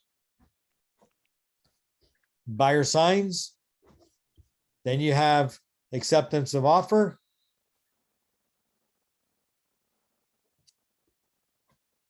Then the checkbox is a little different here, where the seller can do a counteroffer, but he could do it either as a seller counteroffer, which is including both the SCO or the SMCO. So either a seller counter or seller multiple counter would be checked. Or if it's a backup offer, you would have a backup offer addendum would be included. Entity seller, this talks just like we talked about earlier, the representative capacity would be there. And the signature of the sellers would be there. Again, 16 pages. Who's signing it? The seller's initials here for offer not accepted. And it says no counter offer is being made. And the offer was not accepted by seller on the date. Does the seller have to sign this? No, because earlier it said seller doesn't have to respond. But I think it's good practice to do it. Here's a big change. And what we're talking about before we get into that. Any questions on page 15? Mike, this is Tess. I have a question regarding the seller multiple counter offer. Mhm. Can the seller say the seller received 10 offers, and can he just counter only 5 or 3 of them? The seller can do whatever he wants. If he wants to counter 1, 2, if it's 1, it's not a seller multiple counter offer. If it's 2 or more, it's a seller multiple counter offer. He can counter as many as you guys want to do. Okay, so And- the and- seller has a choice then. Well, the multiple counter offer, you could send it out, it could be signed by the buyer, but it is not valid until the seller re-signs it. It eliminates the problem of selling the same property to 2 different buyers. Right, right. So it needs another signature of the seller after the buyer signs to make sure it's valid. What I want to bring up in this box on the next, are we done with questions on page 15? I have a question. Yeah. I had a buyer, they made an offer, and there was another offer in place. The seller accepted the other offer. The listing agent, the offer they accepted was 10% less than my buyer. Okay. I didn't receive a rejection of the offer. And the listing agent said that my buyer had 10% down, his buyer 20% down, and the sellers were in China. And he would not show me or prove that that was the case. Show you proof of what? That the seller accepted the other offer, and the listing agent represented the other buyer. Oh, what could go wrong with that? I was so upset. You know what, Viviana, I don't know specifically your deal, but it doesn't pass the smell test to me, but I don't know what could be done at this stage. No, it's done. I know. But when I receive when my offer is not accepted, can I request the listing agent to send me the rejection of the seller? You could request it, but the seller doesn't have to honor your request. No. Okay. As of right now, does not have to honor the request. So I think it's good practice for us, even though, sometimes we get 10 offers or more. I think it's just good business to use this box, offer not accepted with the date and the initial by the seller. I just think maybe the buyer's agent won't have the bad taste that we have with that seller's agent that did what they did to you. I just think it's good business to treat everyone with respect and that's just my personal opinion, but legally it's not required. Got it. Okay. All right. Let's talk about this thing. Maybe I said that there's no confirmation of agency anymore. What is now taking the place for confirmation of agency is designated electronic delivery address. Okay. So you see it both in the buyer's brokerage firm and the buyer's agent, and the seller's brokerage firm in the seller's agent. What now constitutes, and it's clear now with this new contract, what is delivery? Delivery is sending the email to the email, designated email in the contract. When that is sent to the designated email, that constitutes delivery. We don't worry about whether the agent has opened up the email or not. Now it's just delivery to that email. that constitutes a delivery of acceptance. You guys get that? I think it simplifies things quite a bit.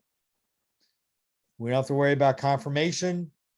We have now delivery, designated email delivery address. And we don't worry about whether the agent received it or not. It was sent to that email. And the email that's in the contract. Okey doke. Any questions on that? You think this is a good thing? Yes, absolutely. I think so too. Curious, then- what did they say? Why did they point out the text number? Because delivery, I mean, you can't attach documents to validate signatures for acceptance in a text. Well, that's why they went the email route. So I think this is a good thing. It clears it up a little bit as to what delivery means. There's less confusion now with without the confirmation of acceptance. Does that, with it or without it, does it make a difference? And the answer is no, but it was creating some havoc on some of our deals.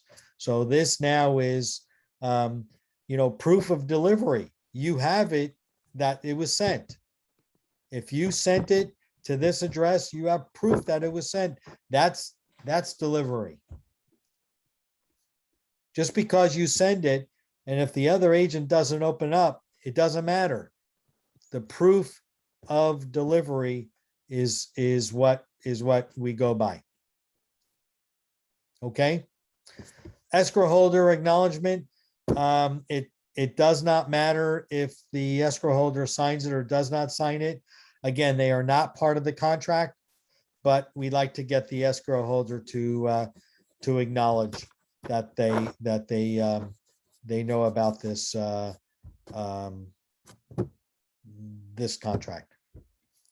And then presentation of offer box. That's it, guys. Not as many changes as it could have been. And the changes that are done are really to more so put it in writing what has been implied in the past.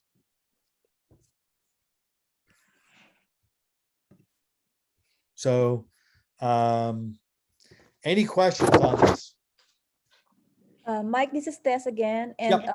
On the RPA, this will be effective December 10 or 15? I'm not sure. It's whenever they go live in the in zip forms. It'll be mid-month December. Oh, okay. And the zip form is exactly as, it is presented exactly as this one, correct? Yes. Okay. No changes to this yet. And if we are in contract with the old form or the current form, that's totally fine. Just when we get, when the new one goes live, that's when we start using it. Okay, got it. Thank you. Mike, this is Yvonne. Yeah, Ivan. So whatever date it starts, let's just say December 15th. Yep. What if on the listing side, what if we do happen to get some of the previous RPAs? Yeah, I don't know if that would happen. In other words, are people, do buyer agents just make copies and write them down, or will they go to the zip forms and just if they go to zip forms, unless say they you're did it looking ahead of okay. time. Yeah. Yeah, say you're looking at offers on December 15th. The buyer wrote up an offer on December 13th, and it was the current form. December 14th, they changed it. And you're taking offers on the 15th, either one will work. Okay. Well, there's probably going to be a slight grace period, right? Well, it doesn't have to be. Oh, because I mean, what I'm thinking is maybe, or even us, we send out the RPA, and maybe the client doesn't sign it immediately, And then here comes the date change for the new one, Yep, and we still have the old one out. yep. I could see it happening, but I would think that it'd be less than it'd be a couple days. Yeah, I just want to know, Awesome. can we accept it? Yes, as a seller's agent, I'm telling you that although I would like to see the new form, because whenever you make changes to a contract, it's to eliminate past problems. Yeah, I'm telling you, if you want to accept the old form, that's fine. I prefer the new form over the old form, but Okay. I'll leave it up to you guys. okay, thank you. I will say this, Yvonne, I bet you other agents won't be as easygoing as our agents will be. Because I think that they might just be blanket, hey, use the new form. Well, a question for Carr then. Let's say the date of the rollout, let's just say it's December 15th. Yep. Oh, will they have it available ahead of time, or No, when it rolls out, it'll roll out. just that day and then Yeah, moving? well, the day it rolls out, that's the day we use it. Oh, okay. But the current form is fine. No, I know. I just didn't know if we could accept it. I wanted to hear it Yeah, from you. yeah, I'm telling you, I'm okay with you accepting it. Okay, great. I prefer the new form because I think they made necessary changes to eliminate any inference of things, and they put it in writing this time. Got it. Okay, thank you. So here's, guys, what's probably going to happen, and I appreciate you guys being on this and taking, the first stab at this contract. This contract's not coming out for another month. So I think, so you got to keep on using the same current contract that we have. I'm going to teach this class again next week. I'm going to teach it again in December. CAR is going out there with classes as well. I encourage you to take the class again, or take half the class on that. I also encourage you. Gov Hutchinson's he's the CAR attorney, and he teaches a pretty good class. So there are things that CAR will say that I don't agree with. So if there is if there's a conflict between what Gov is saying and what I'm saying, I'm asking you to stick with me on that, because legally he might be looking at totally with what the law says, but on practicality, I'm telling you what to eliminate issues that I want it a different way. I'll give you one example. That the seller, the agent or broker may represent more than one buyer or seller form that's there. I forget, you guys know what I'm talking about, where we have the right as a company that we could represent more than one buyer and one seller on the property, but I don't want the individual agent to represent two buyers on the property. Right. From a legal standpoint, Gov Hutchinson, who's all attorney driven, it doesn't really matter that much from in his eyes, whether it's a dual agent with two agents in the same office or one agent representing the two buyers.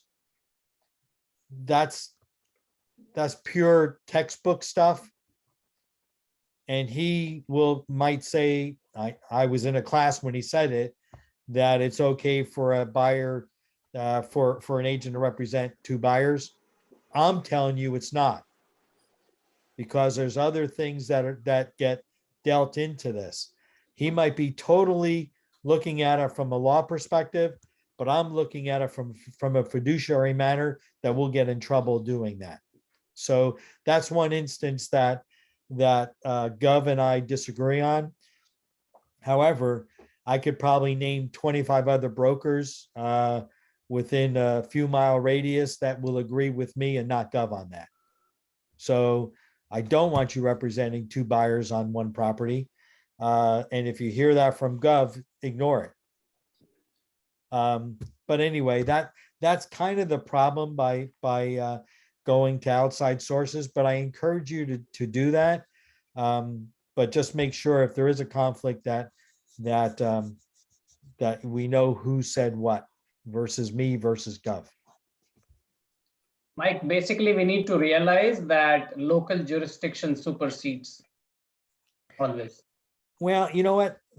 It certainly applies to local laws, but you know, Gov should know better than to say that in front of 350 of people that are on this same class. And I called him on the carpet the next day at my California brokers call, and he didn't back down. So, but I had 348 other people on the call that agreed with me. So anyway, you know what? If that's the only issue that we have a disagreement in, we're doing well. Hey, Mike, on that note, Yeah. What about with the listing side and there's another agent, obviously not our office, another brokerage agent, they're submitting two offers for different buyers. That's happened to me. It's happened to me too. You know what? We're not at risk for representing the buyer in a fiduciary manner. Okay. So what it does do is it gets me, it just, the hairs on my back of my neck go up saying, okay, if this is the case, what else is going to happen with this? We're dealing with this agent with their transaction. Okay, got it. Now it's totally our perspective. We're the listing agent. We represent the seller. We don't represent either of those buyers. I don't care. Got it. Thank you. Yeah. Mike, a very generic question. People that update these forms, yeah, do they get inputs from agents in the field, or how are they getting the inputs to come up with all these things? That's a great question, Yaj, and I could tell you this. I know people that are on the forms committee, and it's not just this contract, it's anything. They review every single request for a change or a question, every one of them. And there was thousands in doing this RPA. And it is the most worked committee for CAR that I could ever imagine. They've gone through a couple of years of doing this revision upon revision. And it's argued because you're wordsmithing things. And if you were to contact CAR and say, I have a question regarding paragraph 6, I don't like this wording and I recommend that this be addressed, they will look at it. I can't guarantee that they'll make the change for you, but they will look at it. It's a very hardworking forms committee. And they take every single correspondence or request and they'll look at it. Vicky Nadorf is part of that forms committee. So, she's really pro PRDS. So when you get her buy-in on this, it's really her buy-in on this revision. It's really a good thing for us real estate agents. Okay. So is PRDS coming up with a new contract? You know what? I don't know. I would expect that they would, because things usually kind of coincide with changes. Yeah. And the reason why you got to change a contract is because of some past issues, and those issues are for both contracts. So I imagine we'll be seeing that. Okay. Hey, Mike, I was at the ALC yesterday, so I missed your first part. I just noticed on the bottom of page 1, yeah, it doesn't have that banner anymore. Did you touch on that? You mean the banner with your name on it? Yeah, with our Uh, name and our brokerage. You know what, Yvonne, I don't know if that's gonna be eliminated. I haven't heard anything about that. But it's not on here. Well, this is just a sample. Oh, I thought this was it. Well, do you see on page one, what's the word that goes right across the whole contract? This is, I know, but it isn't, it's not, so in other words, it's not the end, whatever, well, the. I think it is. Final. I think it is, but you could have that information block on the bottom of page one. Oh, okay. I was just wondering if there was a No. reason. I'm not aware of any change to that. And to be honest with you, I'm not aware of the workings of getting into zip forms and if it's doing some of the things that it should be doing in the current contract, like adding up the the purchase price with the Yeah. deposit, down payment and loans. It should automatically do that, but I don't know for sure. Because no one's actually done it with, implementing the zip forms into things. Yeah. Now, I will tell you that they still have that supplemental, what's the, if you are typing something and you run out of room, it goes into the additional text- wording addendum. Text overflow. Yeah, now that is still part of it. They will have that. So I really don't think anything we're going down, we're going backwards on anything. I think it's really just a moving things around to make it easier and to everything that deals with a certain issue is in one part. So all the contingencies are in one part. All the seller's responsibilities are in one part and things like that. So overall, I'm pretty upbeat about this. Yeah, no, it's good. I was just wondering if there was a reason. No, I'm not aware of any. Okay. And I'm not sure when December 15th or whatever, when you print out a contract, if it's going to have that or not. Okay, thank you. All right. And I think it will be smart to double check all the signatures and initials are in place from DocuSign at least the first month of the contract. You know what, it's hopefully there's not much in terms of technology that's going to mess things up. It's my concern is that we'll be dealing with other people that have never seen it, this contract, even though we're doing it in months in advance. We're gonna get some people, hopefully not in our offices, but some people that are going to be all of a sudden throwing up their arms saying, I don't know how to write up a contract.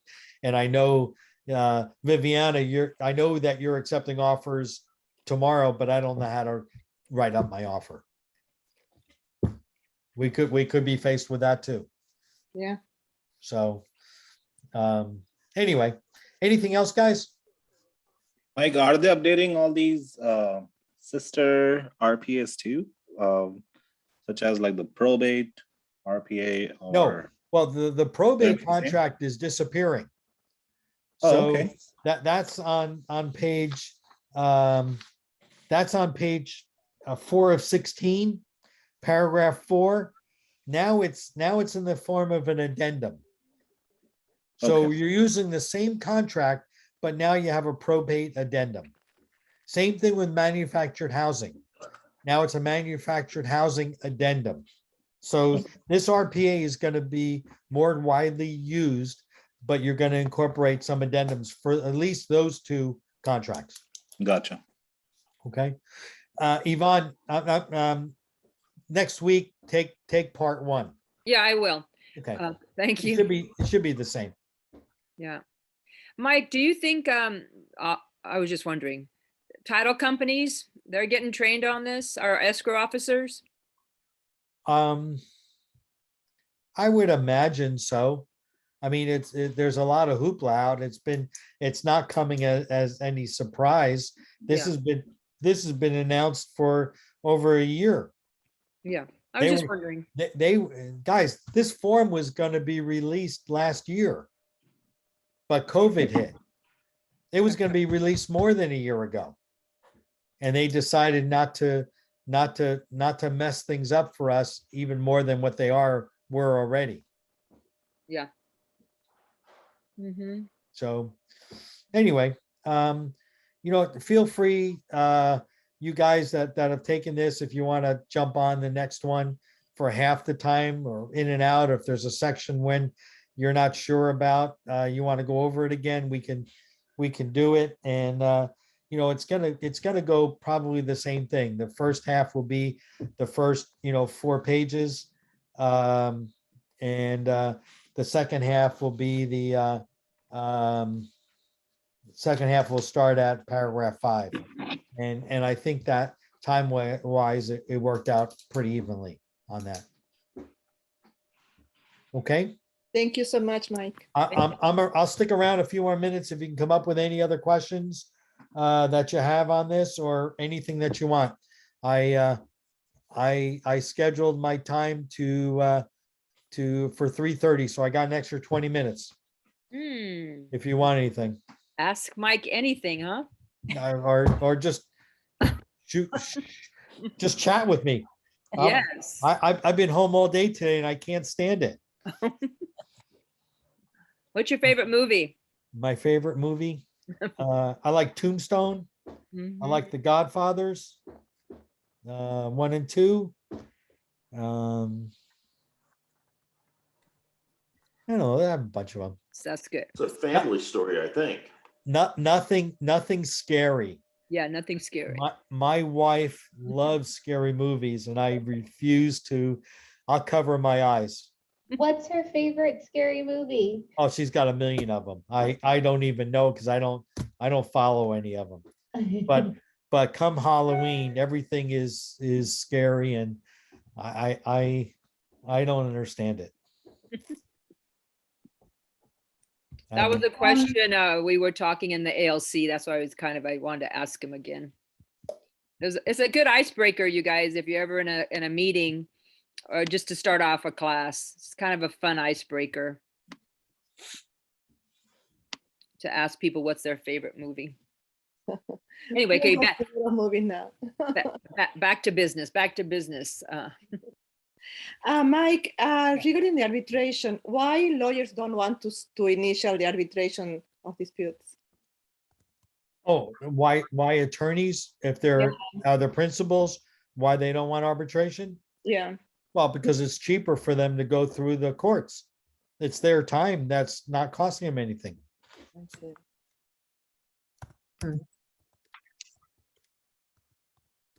But the advantage to our clients to go through arbitration is because you can save a lot of money.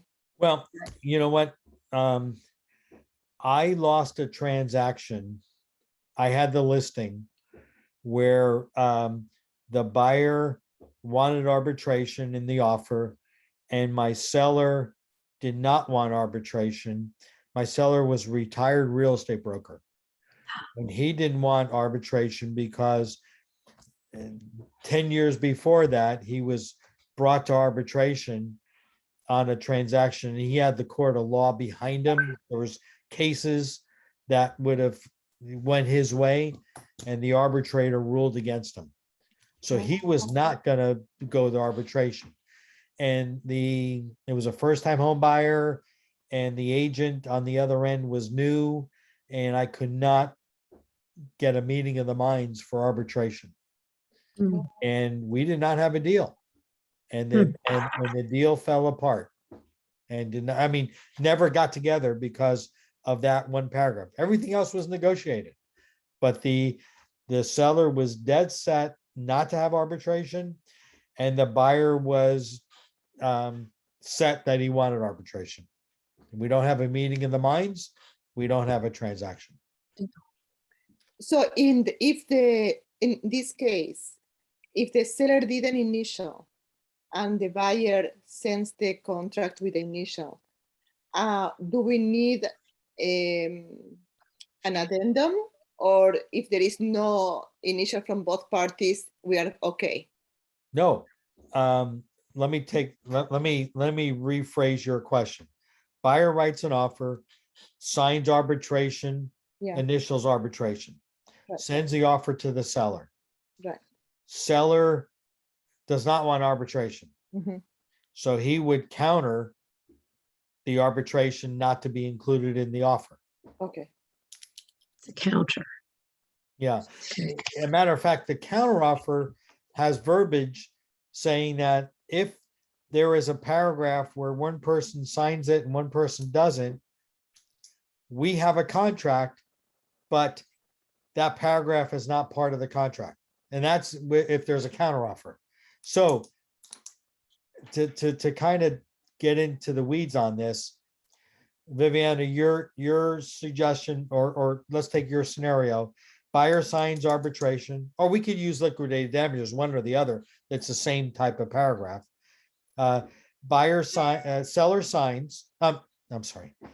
Buyer initials the paragraph. Seller does not want it. If he signs the contract and signs everything but that paragraph, we do not have a deal.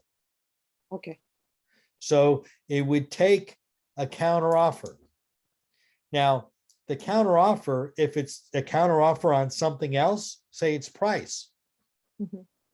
and say I counter and the price is to be X, sends that to the buyer. Buyer accepts it.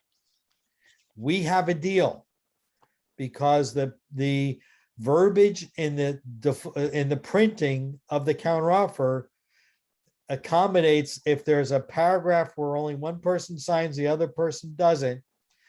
That counteroffer is saying that we have a contract, but that paragraph is not included.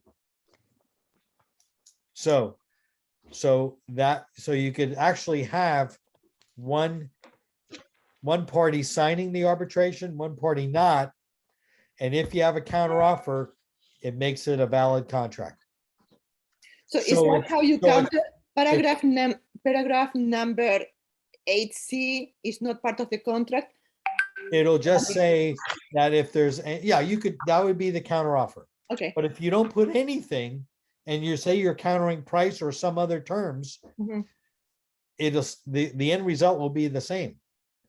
But the buyers, if there's nothing in the counteroffer, they forget what the verbiage says in the counteroffer, and they think that a lot of times if they sign the arbitration, they think they have arbitration. But the counteroffer would clearly say that there's no arbitration. Okay. That's why it's important when you make an offer and you get a counteroffer back, and it's just the counteroffer. Do you know with that counteroffer whether seller agrees to arbitration or liquidated damages? No. You don't know because you don't have the signed contract back. So you need to address it with the seller's agent when you just get a counteroffer back and say, did the seller sign liquidated damages and arbitration? Okay, thank you. That's why I like getting the counteroffer with the offer signed. Oh, okay, that's good to That know. way you have both. Yeah.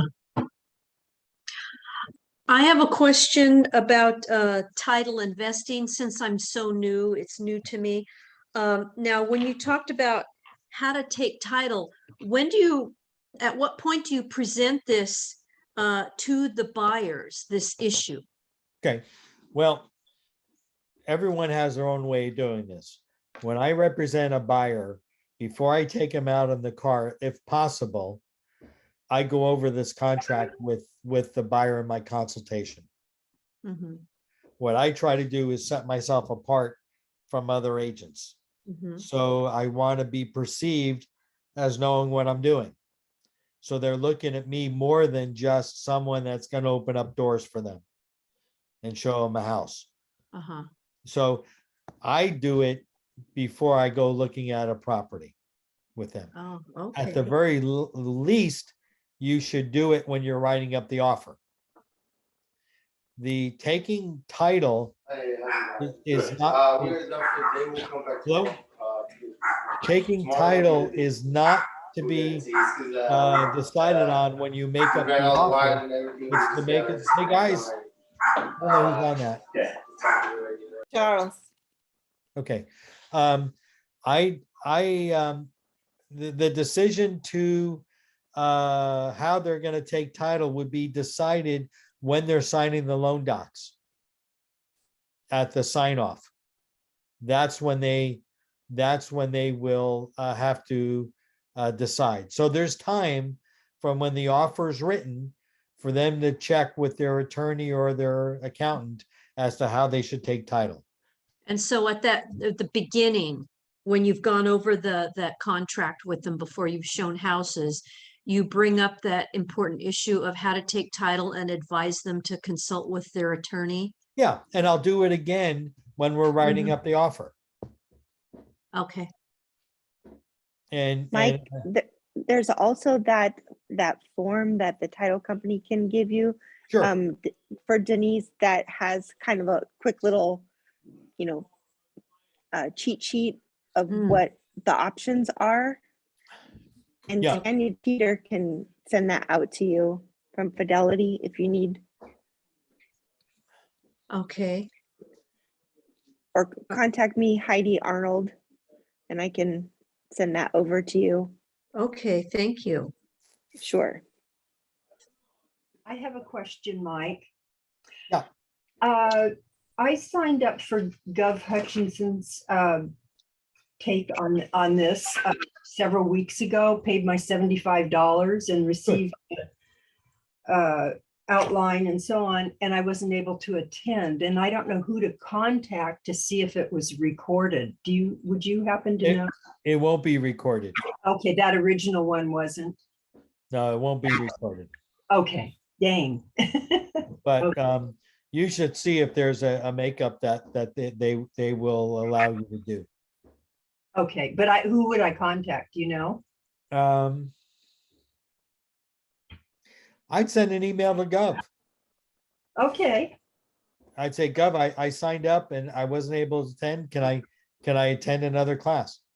Okay. Do you happen to know his email address? No, let me see if I have it. Okay. Hey, Mike, quick Yeah. question for you. On the part about delivery of acceptance, so the designated electronic delivery, there's two choices. There's an email address or a text number. Is there, how could you possibly text your acceptance? I'm not really sure about that. I don't know. I would use the email.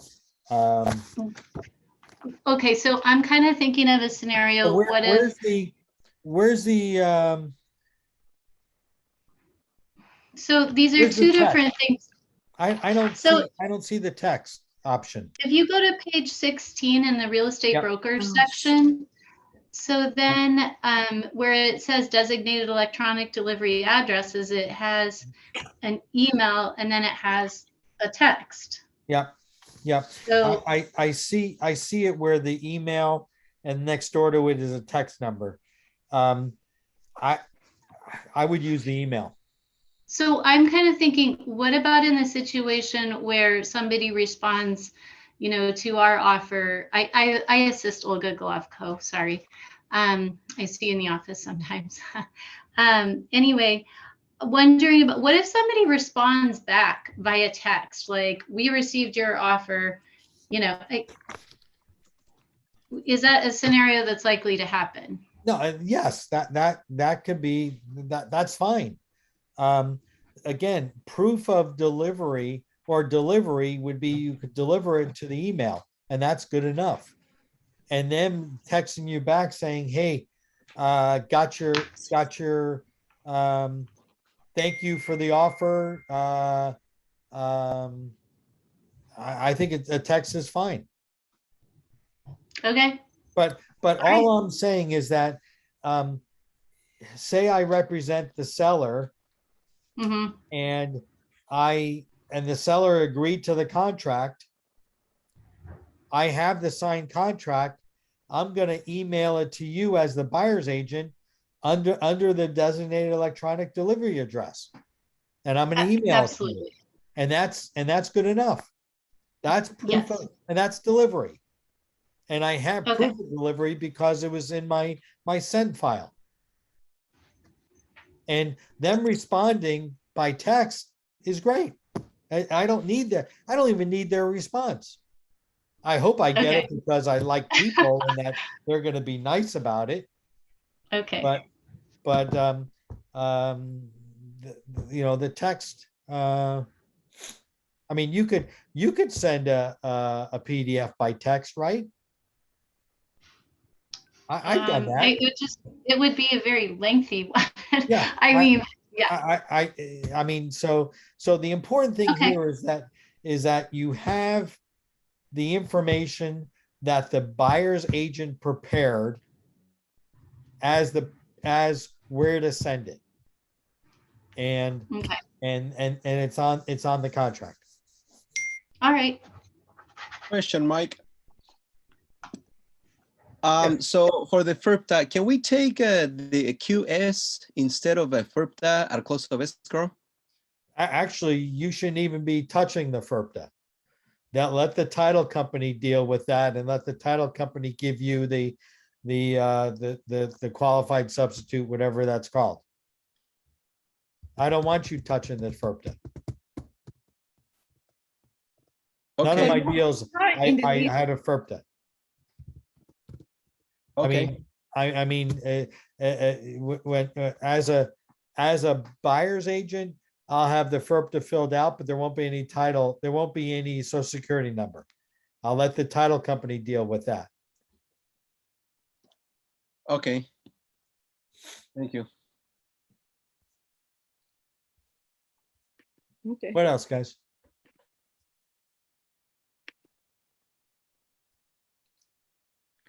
Well, if that's it, guys, you have a great day. Thank you. Thank you, Mike. All right. You Thank take care. you. All right. Thank you. Thank you, Mike. Bye-bye now. Thank you very much for attending. Bye. See you again. Thank you. Thanks.